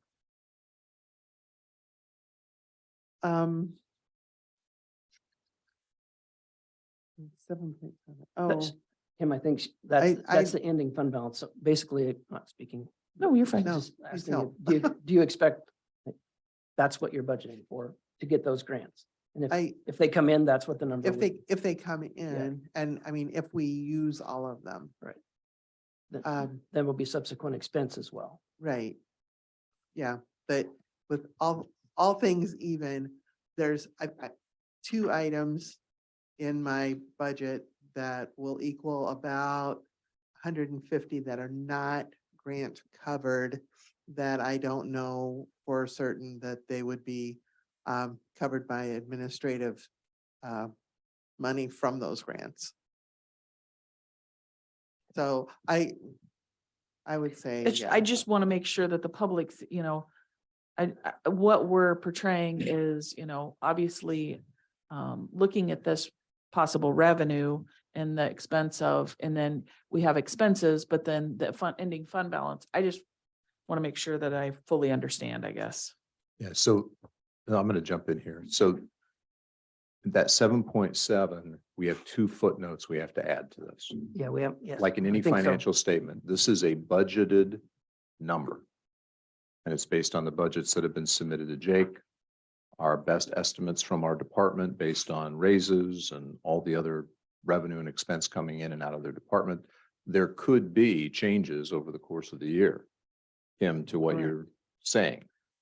correct. So we have to put a little footnote there and say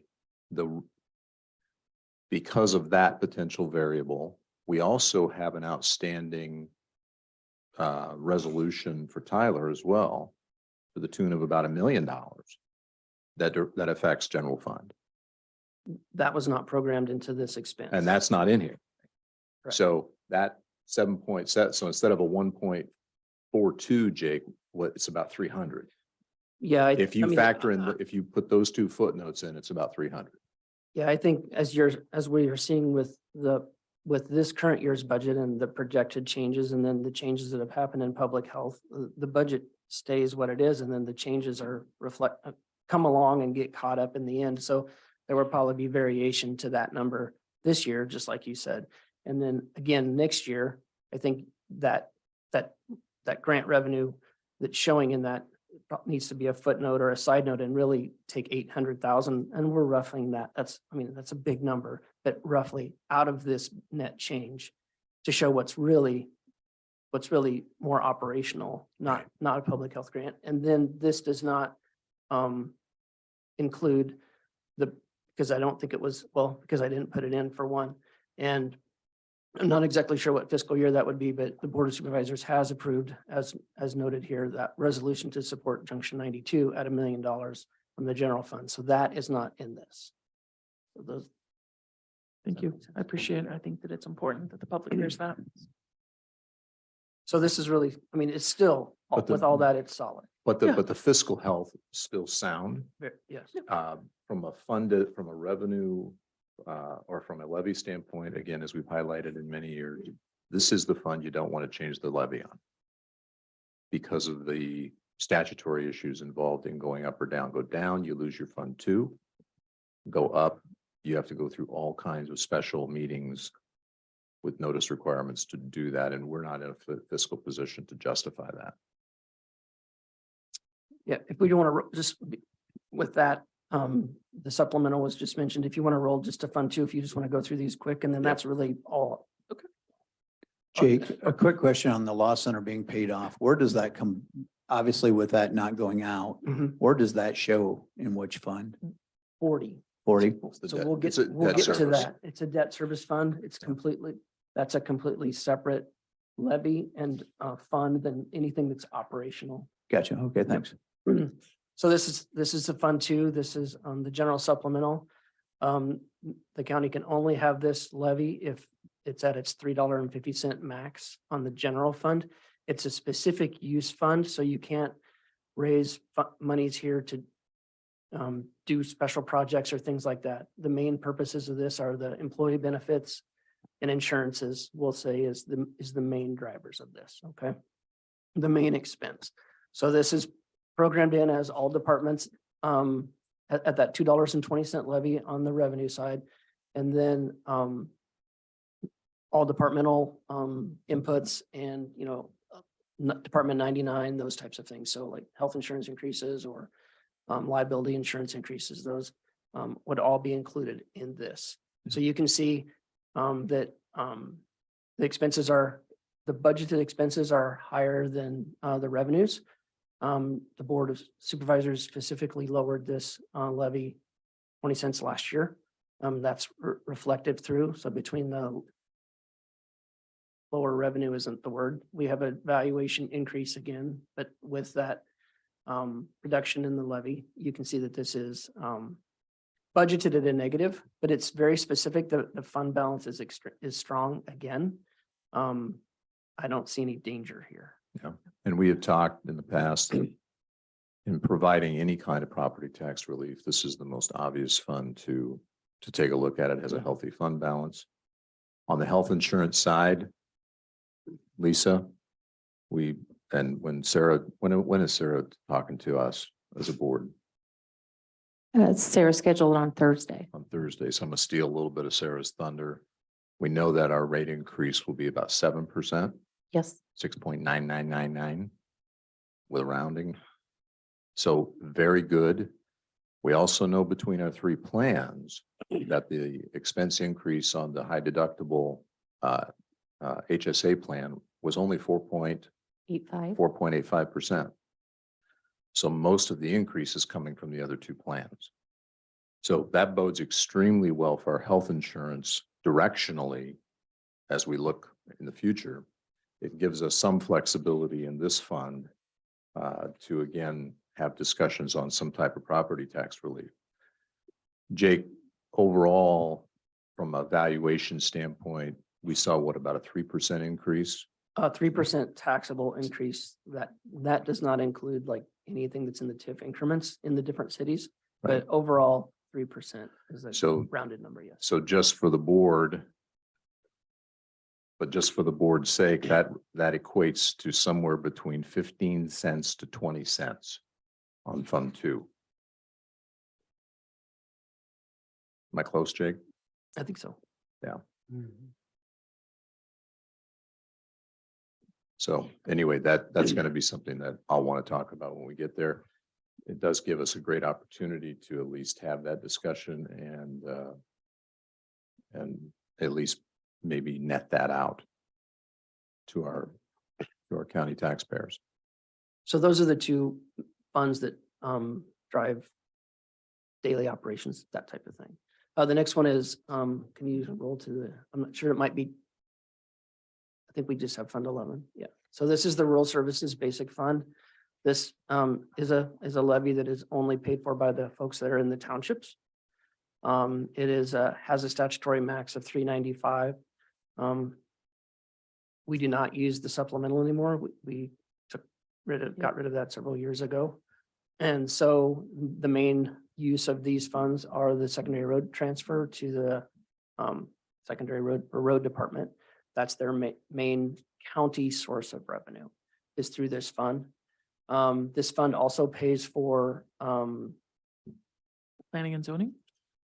it does, takes care of planning and zoning office. It pays for some of the sheriff's office deputies. Yeah. Yep, several, and libraries. I believe are some of the main drivers of that. So again, you can see this ending fund balance is remaining constant. There's really very limited use for here. The balance, you don't need a huge balance in this. This again is a very solid number right here. The next one. There you go. So this is the debt service fund. Jason, this is what you asked about. So this is the expenses into this are literally just principal and interest on the county's debt and just a tiny bit of bond registration fees. So we build in those principal and interest payments and then the outside revenues. So on the revenue column, that would be the property taxes that need to come in. And then that includes like the annual $300,000 transfer from the local option sales tax as a as a levy reduction, direct levy reduction to the debt service fund. So that includes that 300. And then also now the new portion coming from Prairie Ridge that's only like 25,000, but that includes that as well. So you know what you have to pay And then you have your revenues, and so the levy needs to be whatever is payment less outside revenue. So now it's 32 cents this year, and you really don't have a choice on that. Unless you want to supplement it somewhere else, I guess. Appreciate that Can explanation. can we default like the US government? But it'd be best not. Dang it. We're Maybe best not. responsible. Vote So, to raise the debt ceiling. yeah. Yeah, you guys, so speaking of that, you guys, sorry, the county has a lot of a high taxable value that allows you to borrow a lot if you would want. I mean, that it's different than what cities face that top end that they can only bond so much. Bonding is the whole different topic, but you do have the flexibility to do so if you need to. So that's the 4 levy funds we talk about every year, and really your flexibility, your main flexibility is in Fund 2. Again, just pretty good start, I think. So Jake, can you clarify, so maybe for the public though, when you say bonding, and we do have bonding capacity, but when we think about something for within the county, we can't just bond, we have to do like. there has whatever to be for- authorities to Yeah. do so. You have to have reasons. You have to go through those processes. It's not, anytime you bond, you have to have the proper authority to do that, be it demolition or economic development Correct. or something like that. Yeah. Yeah. And then there are levels, and if it has to go to a vote and those types of things. Right, yeah, Yeah, it's not something that's just real simple. thank you for that explanation. The last thing I thought maybe I'd show here just a little bit before Tyler is the local option sales tax line, just so you can see where that is, if that's okay. But actually this one, let's stay right here. I'll switch on you, if you don't mind. So this is on the budget summary, it had the total, so it's a negative budget, right? So it looks like more expense than revenue on a budget, and with accounting, with government budgets, you have to budget expense to get it to pay for it. So this is just a very basic breakdown of each fund's positive or negative nature. And we've talked about the general fund, the general supplemental already, but this is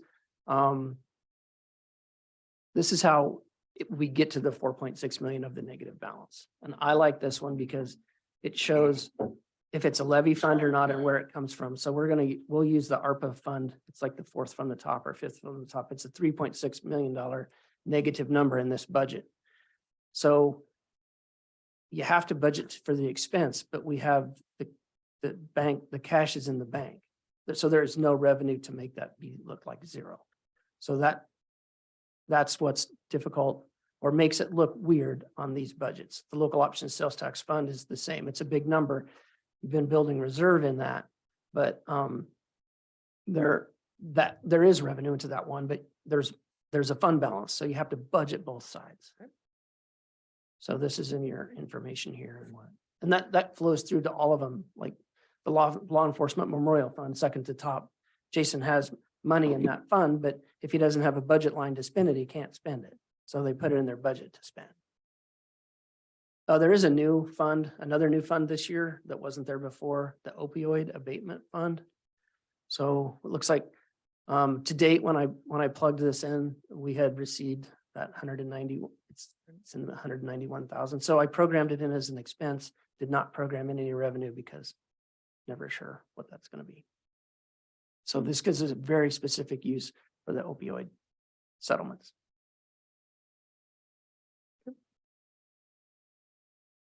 Yep. Local option sales tax projections. Tyler helps with this a lot. So for 2023, this is the only known ones that we have. And you guys passed that resolution. This is programmed in this for the Junction 92, and with an expected remaining balance. We did lower the revenue. We did revenue projections. We lowered in this year, just working off of the Department of Revenue's website. That's it for high level. Okay. And then also on that lost, currently, I know that Tyler, we spoke about it in a meeting, 50% of when it comes to the local option sales stays in the lost fund, and then 30 goes to general fund and 20% to the general supplemental as relief. That's correct. And that's something we vote on.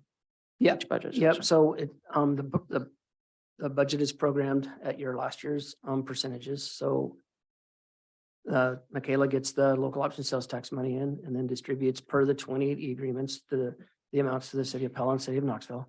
And then whatever is left gets divided 50 to Fund 29, the lost projects fund, 30% then to the Fund 1 and 20% to Fund 2. And those revenues are projected through and like all the way through that budget summary and in these. You guys do have the ability to change that if you want to. We can Well, we only should- change though the 30 and the 20 because the 50% was, or 50% ballot was language. actually for debt reduction because of a property tax relief because of the way the ballot was written, Yeah, correct? it's ballot Okay. language. Okay. So you have flexibility within the 30 and 20. We'd want to know that and program that in now before you actually, well, during this week's process. Okay. Something that we can think about. Alright, is that all That's high level. high level? All right. Did anybody else have anything or? One other quick question. Obviously, with the great work on that grant on getting $1 million back that we expected that we were going to pay, where do you, I guess you three see that going back into? Obviously, it's not going to be expense that we're going to have. Is that something, you know, when we talk about Tyler's project costing about $1 million? Is there discussion or has there been discussion on that yet? Because I'm assuming that's a great thing for our budget. I mean, when we Well, have yeah, $1 I mean, million. No? yeah. But we Yeah. talk, well, The I'm not RIF gonna the speak RIF for- the I'm RIF not gonna grant. speak for these guys, but are you talking about the VA camp? Yeah. That not that from me, I'm assuming that Jason, that Fund 40, the debt service fund, Right, that would, it's, has to be used for the expenses of the project. right. And the Fund 40, the debt service fund is paying back for those expenses. So an assumption on my part is that is not going to be like general fund money that will go to the debt service fund But it's to not, gonna- lower that $11 million borrow. but is it, yeah, but is it going to be a lump sum or do you think I don't spacing it out know. over the I years? don't know anything about that. one. Okay. I don't Yeah, know. we haven't received the cash yet, Okay. Yeah. just the award. Yeah, I just didn't know if it was like a one-time, you know, lump sum to begin with, or if it's going to be spaced out over the next 5 But years. all of or- those dollars are specifically attributable to the VA project. Correct. I would assume. And you know what, the way I look at it the way you do too, Jake, it's to reduce that, you know, the taxpayers' cost of what it costs to take care of the demolition. Oh, I have to. I would think so. I What it's for. would think so, yeah. Well, yeah, that's what I said. We spent it on Chris. Let's give it to Chris. All right, do we want to take a break and then come back or what do we? Because we have Tyler and Tyler's left. Thought you left until 1:30. yeah, he is until, yeah. That's why I was wanting to know if we want to just go to take a break and then come back How much time? I mean, at 1 or? There isn't, yeah, there's not. The agendas are structured without timelines. Okay. So however you guys want to do it. Anyone? I don't care. Tyler, how long you think you got? Then let's go.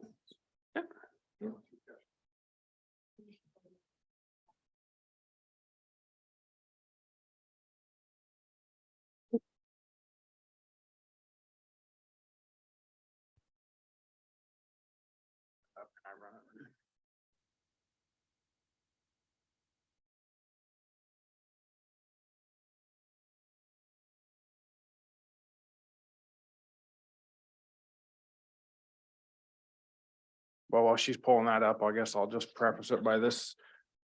This is my 10th budget. Hardest one I've done yet. Wait, you want an award? Nope.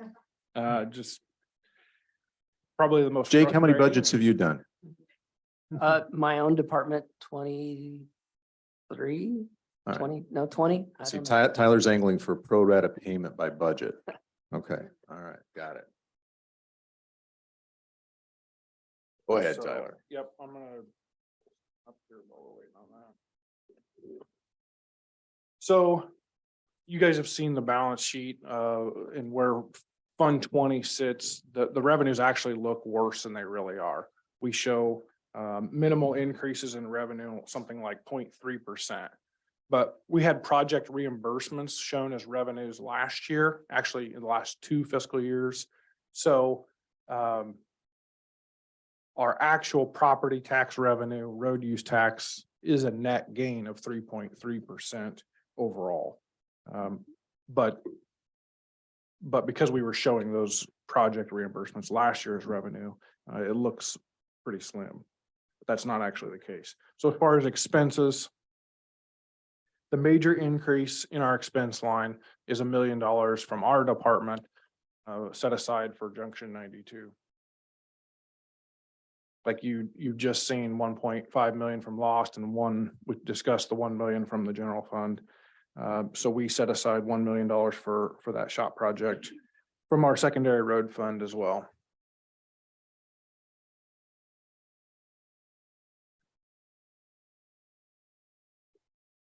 Okay, so there's one thing. So if you take Junction 92 out of the picture, take that $1 million expense out, we actually reduced our expense line from last year's budget by $300,000. However, within those expenses that we are budgeting, there was $1.25 million of cuts that I made in, our 250 line items to pay for the essentials, wages, what do we actually have to replace as far as equipment? What are we doing as far as rock? Well, we're not being proactive anymore. We're purely in a maintenance mode for construction and rocking of gravel roads. So, and we'll discuss some of that here. I already talked about this. So here's if you take out those project reimbursements, we saw a net revenue increase of 3.3%, 117 from road use tax, 118,000 from property tax. Road use tax is the largest chunk of our revenue. And you've seen all these pie graphs before. They don't really change much. So I'm not going to discuss these. You can take a look at those. But one thing I will note is roads is going to look bigger in this graph because we're not budgeting any construction dollars. I put all that into maintenance in the roads because the way the DOT wants us to program those projects. If it's not an overlay of more than 2 inches, it's considered maintenance, not construction. So Okay. $500,000 was added to this line item or to maintenance for that reason. So you can look at those. I provided all those for you. Administration, no real change here. Over time, I talk about this every year, something I'm proud of. We've reduced basically our overhead expenses and are maintaining that. Same way with engineering. Really, the only increase we've seen here is due to the cost of bridge inspections and re-ratings, and we're going to be going through this process again with new legislation passed last July, and there's some new federal legislation. Basically, we're going to have to rate bridges for every fire truck that we may see. So we're going to have to talk to all of our neighboring counties, fire departments that may enter our county. What kind of truck do they have, and rate bridges for those particular fire apparatus. That's not something we've had to do in the past. We're going to have to do that plus the new all systems overweight permit, which is a hot topic right now. Michaela's office is being bombarded with calls and questions, as is my office. I've met with a lot of the co-ops in the county, as well as the agribusiness association.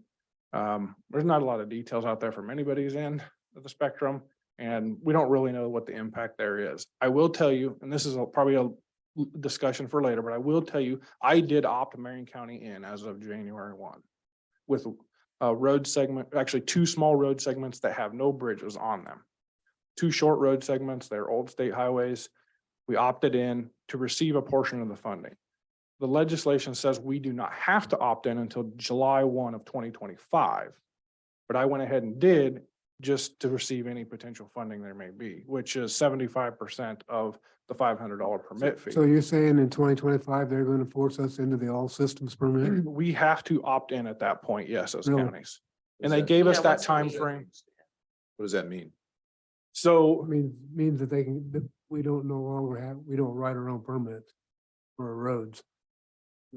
and basic, and this is for the all systems permit only, but I think the writing is on the wall there for two things. They're gonna go to a statewide permitting where we don't write any permits for the counties. And I say that because at the last two county engineers conferences, they've been pitching this idea of a standard software for bridge ratings where one click of a mouse at the DOT, they can rate every bridge and route an oversize or overweight load through the entire state. And so I think we're headed that direction.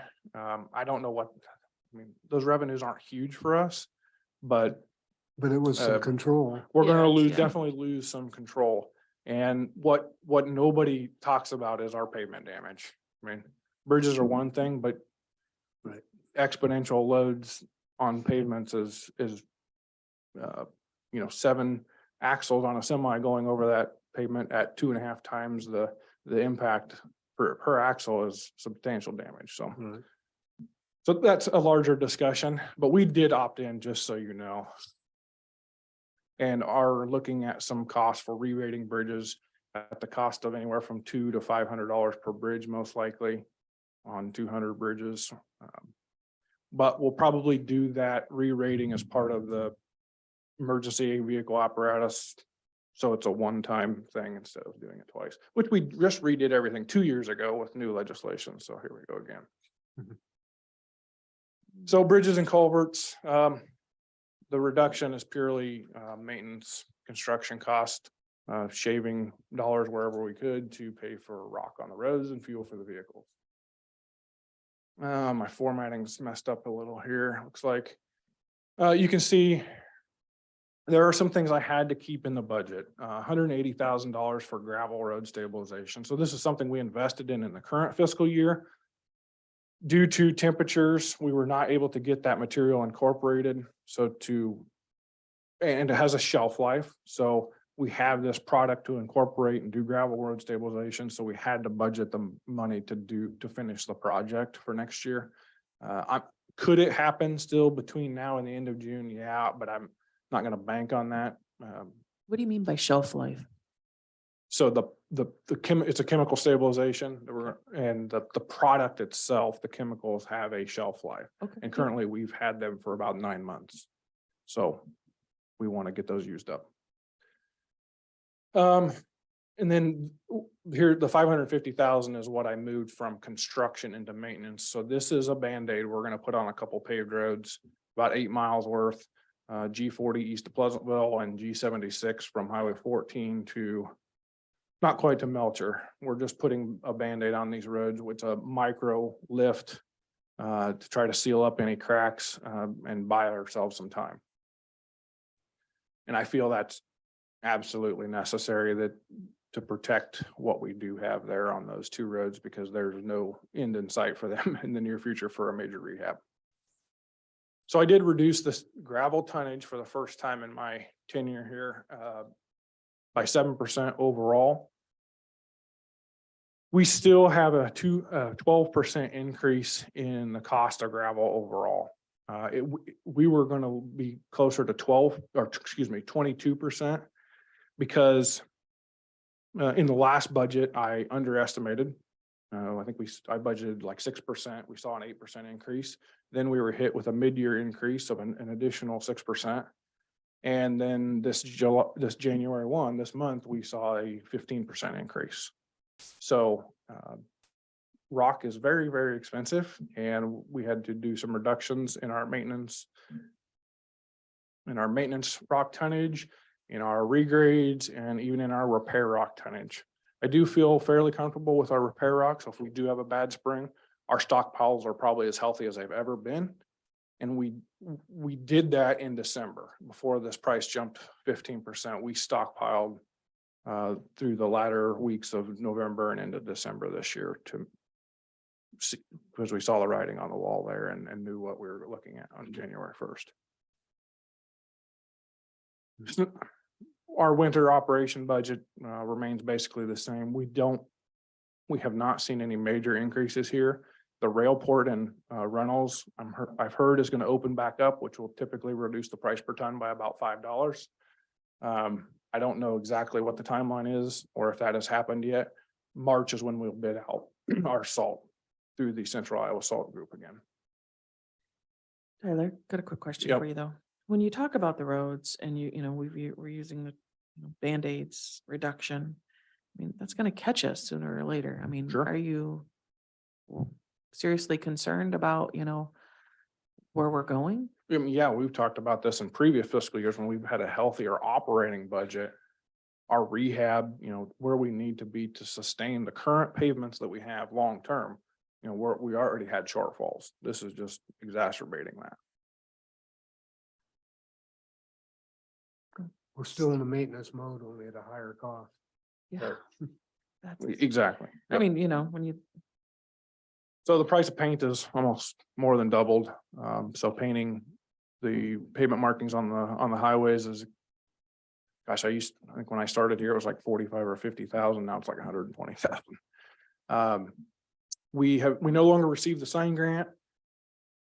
They discontinued that program a year or two ago. There's talk that it'll come back with each county being able to apply only once every 3 years. Rich did a great job of applying every year for Marion County. Turns out we were one of a handful of counties and we were the only few counties getting the money because we were the only ones that applied. So they want to disperse the money more equally across the state. So this is their mechanism to do that. When this happens, I don't know, but for now we're paying for all of it by ourselves. what their matrix is. So So we've been able to maintain our long-term equipment replacement plan up until this year. I don't know when 14 or 15, I made a 15-year equipment replacement plan, and every year we update that and take a look at our fleet. We've reduced our fleets where we can. And this year we're going to have to cut our budget in half basically. So we reduced it by 425,000. Largely because the cost of motor graders. The last new motor grader we bought was like $265,000. And now they're in the $420,000 range. So in 3 years, we've seen some substantial inflation there. What we're doing to overcome that is we are extending the warranties on our machines even further out. So we're going to have 10, 12-year-old machines being replaced rather than the 5 to 7-year-old machine that we had planned on. I've ran this out to fiscal year 2036, and it looks pretty good. Basically, we get onto replacing one motor grader per year, and every 2 or 3 years, we may have to do 2 at a time instead, barring there's no major issues with any particular machine that we want to get rid of sooner than later. And last year, we were able to, we had budgeted last year for 2 replacements. We ended up buying used machines last year. So that's another way we can kind of circumvent some of the revenue shortfall. We bought really good used machines with low hours and extended the warranties on those. So we will explore that again next year. Even though we have taken 1 replacement out and kept 1 replacement, if we can find 2 good used ones for the price of 1, we would do that for sure. Equipment operations, you see the spike here, it's fuel, all of it. So I did contract fuel 3 days ago. And that is actually another $32,000 off of what you're seeing in your budget for diesel. Our budget is 180,000 less than the budgeted number for last year. So that's a good thing. And 140 more than the 8-year average. So we're still quite a bit more for fuel. That's still like a 25% increase over the 8-year average. So Steve already said it, same budget. We're just doing, we're increasing our budget, but we're doing less with it even because of the price of materials. This is all sheet pile, H pile, culverts, that sort of thing. Culverts went up quite a bit. So big spike here, obviously, because we're budgeting $1 million for Junction 92 project. Construction, we went to 0 this year. We've been in the $700,000-800,000 range, even up to $1 million for construction in the past. We've been shifting that more and more to maintenance because those maintenance dollars are more flexible for us. And then this year, we were going to reduce it to about 500 anyway. And then because the project is a maintenance project, we put it all in maintenance. But I will say, overall, typically for maintenance and construction together, we've been at the 1.5, $1.6 million total. And we're right at $1 million this year. So we did have a reduction here as well. Wages, we'll talk about wages here in a second. Okay. So not knowing the 7% that Mark or Lisa just mentioned, which I just ran the numbers on that, that'll be another $18,000 savings for our department or for our department's employees into Fund 2. So I was showing a 7% increase, even though I budgeted 10, because Lisa gave me some information about what individual employees' plans were. So we tightened down, tightened the belt on our budget a little bit. I was being more conservative than I probably should have been. I'm still being conservative. So we have 2 employees that don't have county health insurance. I'm budgeting them at the most expensive plan. I think we just had one switch, so a good thing I did that. So that resulted in an $85,000 reduction from our department's expense to Fund 2. In Fund 20, I'm showing $178,000 or 6.7% increase in our wage line item. Now let me explain how I got there. So that's 5%, kind of that, if we want to say that bucket of dollars that gets thrown around, that 5% bucket of dollars plus 50% of the variance from a total compensation audit analysis that Tammy and I have done over the last 3 years. So what that means is you guys received the comp board recommendation, and there's a CIP number, there's a variance number to the 22nd percentile. Basically, we did that variance to the 22nd percentile for our department. We did the 5 counties above and the 5 counties below 22nd percentile, and then the outliers there were our neighbors. So we actually did 12 counties because we wanted to include Warren, Mahaska, Jasper, because they're our neighbors and felt that was relative to this analysis. And I'll talk a little bit more about that wage audit in a second. So we're still showing a $65,000 number in there for a duplicate employee if our deployment returns from his military active duty. That's just precautionary. He doesn't know, we don't know when he will return, but we're still showing that in case he does return next week or something like that. We want to make sure we have the budget there to accommodate. So the wage audit, again, we've updated this over the last 3 years and never acted on it formally. You guys have heard me talk about it in the past. I never really pushed the issue too much. But we use the salary survey information, and Tammy follows up with particular questions for each county. And when I say total compensation analysis, we're looking at not just their wages, their hourly rate. We're looking at, do they take a pickup home? Do they get reimbursed for their cell phone? How much is their PPE reimbursement? And converting all that into a dollar per hour equivalent total compensation analysis. And that's been interesting.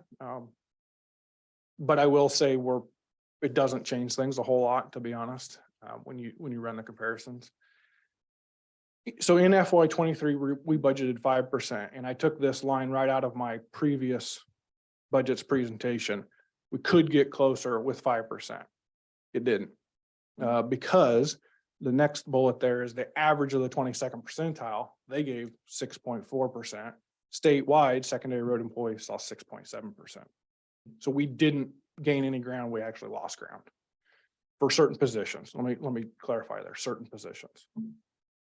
So for this year, taking a look at those same counties around the 22nd percentile, they are budgeting 4 to 5%. Right now, there's a survey out on the County Engineers Association. Hey, what are you budgeting or what is your board already approved? It averages out. There are counties that are 7-10%, but there are many at 2.5%, 3%. It averages out to 4 to 5%. Some counties are union, so their office employees and their union crew members there's some variance. That's why I say 4 to 5. So the results of the wage audit for this year, because I'm budgeting to make some change this year, I want to clarify how we got there a little bit. And I have a lot more detail if you're interested. So we have 6 positions. Now, when I say positions, titles, 6 job titles. There are many more than 6 people within those job categories. Are below average, and they average about 4.6% below 22nd percentile average wage and average total compensation wage. So you can see the assistant to the engineer, shop supervisor, road maintenance supervisor, equipment operator 2s, which is the bulk of our employees here. And we're talking like 23 or 24 employees are operator 2 truck drivers or motor grader operators, and our sign technician. So total of 28 full-time employees. And I'm not recommending that 4.6% this year. I'm using 50% up. So the analysis said 4.6, and that's an average across these 6 job titles. I would recommend implementing half of that and reevaluating next year and looking at it again.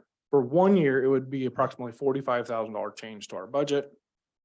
And we'd look at that next year, 45,000. So let's say we did it all in 1 year, it's $90,000. And moving forward, if we give a 3% raise, the result is a $2,700 net change. So that the bottom bullet there says $900 per year per 1%. So if we implement this and get all of our positions where I feel they should be based on this analysis, and we give a 1% raise, it's an additional $900 for our department. We give a 3% raise, that's additional $2,700 for our department. We did an employee satisfaction survey. Not that that had any bearing on this. I'd already done this analysis, but we did it anyway. There were other things in the survey, lots of other things actually, but just for your information, 65% of our employees said they were not fairly compensated, did not believe they were fairly compensated. 78% of them have a second form of income. So just for your information, those were the 2 questions I asked relative to salary. There was another question about their PPE reimbursement also, but you guys don't know much about that really probably, so I didn't include that. Tyler, quick question. Yep. So example, the equipment operator 2 currently is making $24.90, correct? Halfway. Oh, sorry, I skipped right over that now. Mahaska is paying 25, Jasper's paying $25.30 an hour. Jasper's paying $26.50, and then the 22nd is $26.15. 22nd percentile, Yeah, 26.15. And Yep. then statewide, they make $24.90. Was that where you're getting the $24.92? Where was that? I'm just trying to Yep, make so sure. statewide average for that position is $24.92. So right now you can see we're just under the statewide average. That's not where I want our department to be. Because we're in the 22nd percentile, and I believe Marion County should be there. So Tyler, and we'll get there when we talk overall salaries and all those things from a board standpoint. But one of the things that I was thinking about was a 6.5% bucket for the road department. So tell me how that plugs in with your 50%. Yep. Plan. So Because you got a 50% plus something else, and there you go, 50 So plus a that- variance from total compensation. So what is that? Tell me how that, 6.7, that's Yeah. what this right here. so that's what you're, So the 5% plus the 50% yields 6.7% or $178,000. okay. And I believe I am showing 7% in my budget. And the reason I did that was because some of these positions have immediate supervisors that I would have to evaluate their position also if I make changes to one. And I think we have enough separation to do this. So when we talk about making these changes, $45,000 over 25, what was that, what'd I say, 28 employees or something like that. You know, we're talking about, a lot of these positions, it's $1 per hour. Right. Is what the change is gonna result in. There are some that are gonna be closer to 2. Sure. Sure. I have But you one- kind of one- confirmed something for me. It was a hunch more than anything. It wasn't I didn't have any science behind it when Lisa and I first started talking about this, but that potentially our road department positions lagged. So you kind of confirmed that for me. Yeah, that, I made they are- mention of they are that lagging. in the past, but like I said, I never really pushed the issue and we didn't really go into that in this much depth in the past. And yeah, you and I didn't discuss that 6.5, so. Right. The 6.7, just Pretty close. close, yeah. Yeah. Because Last- your bucket of dollars, I think, your proposal, Mark, was at 150 for you, and now you're saying this 6.7 would be 178. Correct. Correct. Yeah. Okay. Yeah, my numbers were always slightly higher. I think you had 5% in your proposal Mhm. and you had 6 point, my numbers were always slightly higher than yours for some reason. Not sure why. I think you probably tied yours more specifically by position. Yeah, and I don't know how much overtime pay Yes, and was it'd be- included in yours. All of that, I'm not sure about that either. Lisa, When I propose those numbers is actual payroll on that date of that snapshot. So it wasn't a solid number. I would think that your numbers are Yeah, way more overtime's solid than mine. probably Driver there yeah. for a budget. But Yeah, I think directionally though, I appreciate you guys doing the work because it can confirm something that, again, was a hunch. That we were lagging somewhat in that department and it's our largest department and our primary function. It's our biggest budget. yeah, and if you guys want more information about the details of that, we have those, PPE is reimbursement is like 7 cents an hour or something like that. I have all that information. Okay, I do have, this is really my last slide. There are other slides in this PowerPoint. They're more there for your information. See things graphically and that sort of thing. So going back a couple fiscal years, we ended FY 22 higher than anticipated. Still can't explain this one. There was almost $500,000 in additional road use tax. I think I've communicated that with you. We dialed back on the expenses due to some uncertainty in a variety of areas. For this fiscal year, I'll admit we under budgeted in a number of line items because I did not anticipate the inflation that we've seen.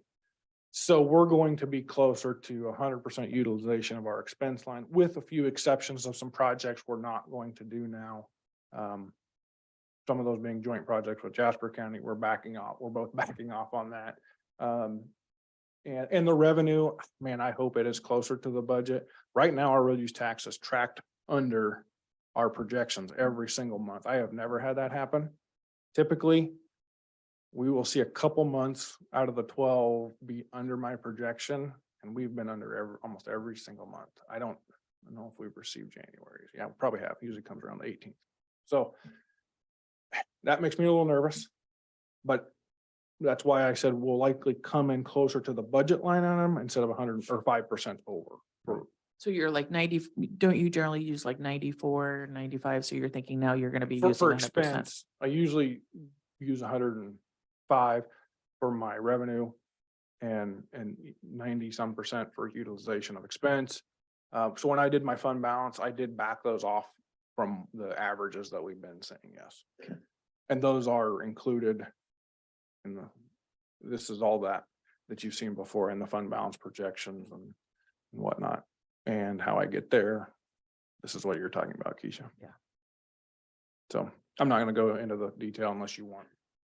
I did notice, looking through your budget, I mean, the seal coating, wow, that is really, I mean, is that because you're budgeting, because you're doing more seal coating, but that projection is quite a bit higher? So Is it that the is cost too? that thin lift overlay that we're going to do on G76 and G40.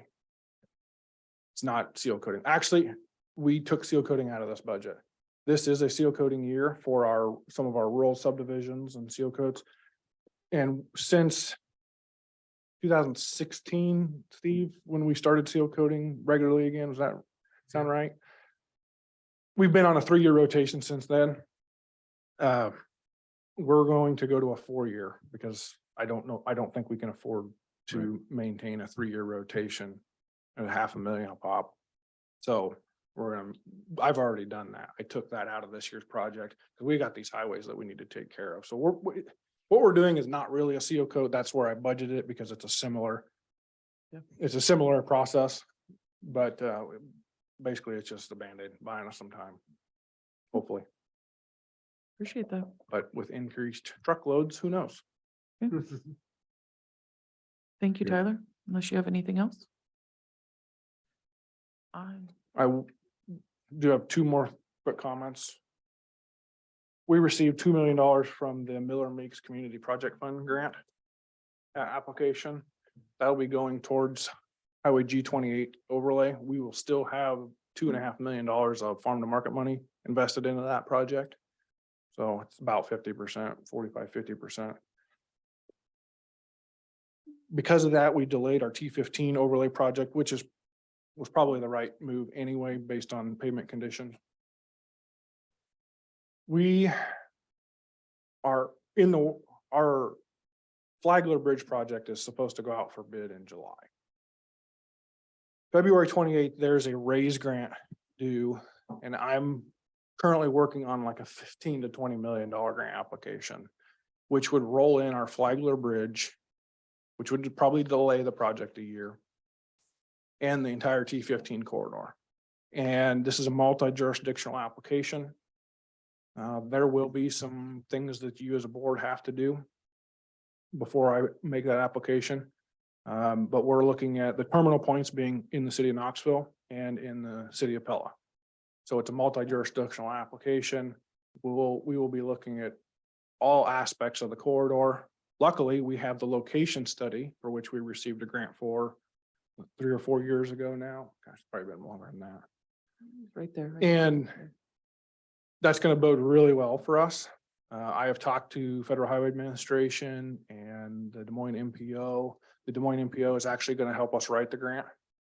So we'll be kind of sharing duties there as far as writing the grant. We will have some expense, probably in the $15,000 to $20,000 range to do a cost benefit analysis. That's a major that's a major metric in the scoring rubric for this grant, is the cost benefit, and it's total cost benefit, not safety, not economic development. It's kind of all encompassing. So we would likely have to hire a consultant in the $15,000 to $20,000 range to complete that for us in the next 4 weeks. So the NOFO just came out in mid-December or so, and I've been trying to get my head around this and seeing if our project was worthwhile, to make application. Everyone I've talked to believes it is. So we're gonna have a lot of work ahead of us here in the next 4 weeks to accomplish that. But that would be, $2 million towards G28. That's almost 2 years worth of farm to market allocation. 15 to 20 million to rehab is going to take a huge burden off our farm to market account, not including this Flagler Bridge. If we are able to get that included as part of the project, we have a balance of 4 years in our federal aid bridge fund, and we would borrow ahead 6. So that's 10 years worth of allocation that we would get back and be able to do 3, 4, 5 other bridges in Marion County, smaller bridges. So I don't know the chances of us getting a grant, but it would be a huge, huge asset to us as far as transportation infrastructure in the next 5 to 10 years. Tyler, you, in regarding this 15 to 20,000, I think you and I have spoken a little bit about it before. You didn't Yeah. necessarily have that in your budget. You I were don't thinking- have that in my budget. I may be able to move some things around. I haven't had to get this budget done first, then I'll take a look at that. Right. So my next week is figure out how to get this grant together, how to pay for that, how to fund Junction 92. Yeah, and I think that's, maybe something we as a board would have to, discuss if we needed to, I didn't know if our next meeting, official meeting isn't until, regular meeting isn't until the 14th. Is that delaying that too long or? Probably gonna have it spent by then. Okay. Yeah. I mean, But I may be able to come up with the money. So within you my need a budget. consultant to work on that piece just because it's an all-in. Yeah, study. just because they, So that you've got a all, consultant that all has all been- these subjective criteria that you've got to factor into this. yeah, and they will have had the experience with the scale of federal grant, Yeah, and you say it's $20,000 outlay? 15 to probably, Yeah, 15 to 20. and we may never see that back, you know, that. Oh, sure, sure. I will say if we get this grant, it is purely construction and property acquisition could be part of that if the project goes that direction. We'd be looking at a really healthy consultant fee probably to go through the federal environmental review called NEPA. Yeah. For this entire corridor, you know, in the hundreds of thousands of Yeah. dollars range. We would have to come up with that somewhere. I don't know whether we would be able to pay for that out of farm to market. A lot of times we can, like Flagler Bridge, I can pay for that consulting fee out of farm to market account. I don't know if I would be able to do that. What we don't want is to utilize federal dollars or anything that we're matching to federal dollars for consultants, because then our consultant selection has to go through the federal Right. process. And I've done that for the location study and it was absolutely horrible and I don't want to do that again.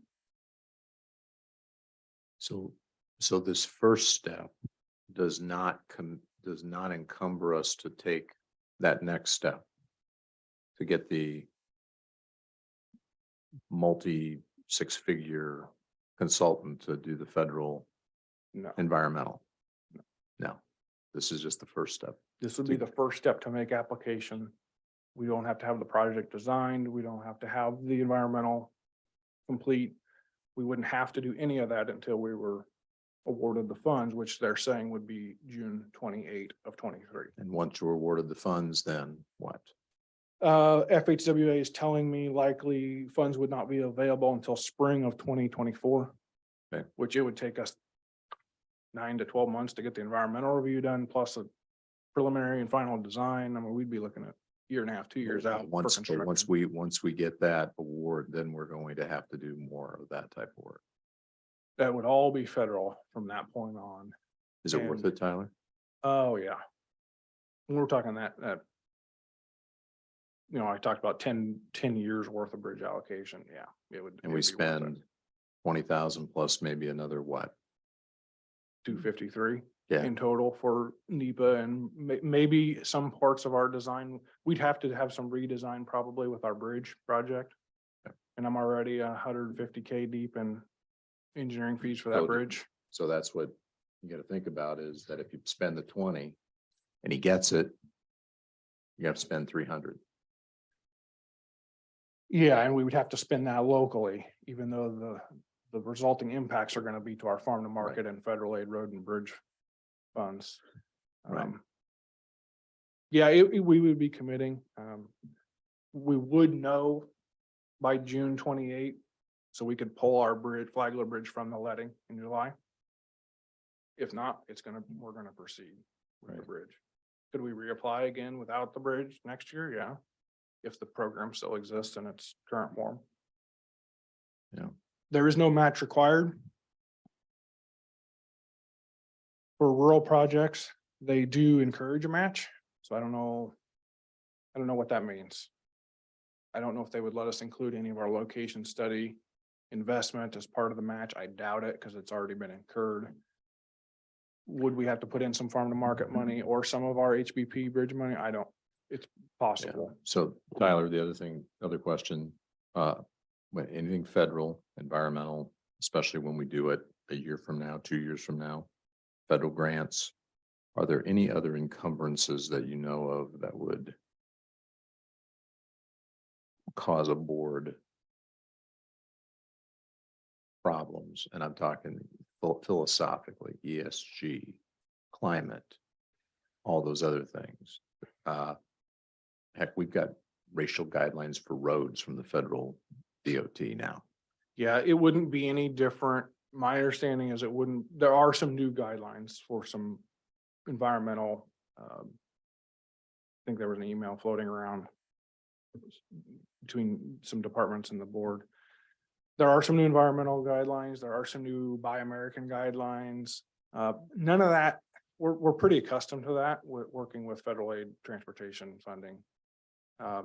So none of those are drastic changes to what we've Okay. been used. I mean, the bridge in this picture right here was a federal aid bridge. Okay, so nothing that you see mean, that. I don't. Yeah. Nothing that I've read in the hundreds of pages of documents that I've read regarding this program would lead me to believe we would have encumbrances beyond, exceptionally beyond what we've dealt with in the past. Okay. Something we could maybe think on and then, Yeah, let's think about yeah. that. Tyler, if you find out any more information and maybe even, Yeah, that's gonna be During- that and Junction are my focus here in the coming weeks. all right. I don't know about you guys, but I am ready for a break. Tyler, thank you. Thank you. Appreciate it very much. Do we have anything else on the docket? No. Is it? Yep, this was it for today. All right, I'll make a motion to adjourn. Well, second. Ramey, Aye. Johnner, Aye. McCombs. Aye. We will be back tomorrow morning.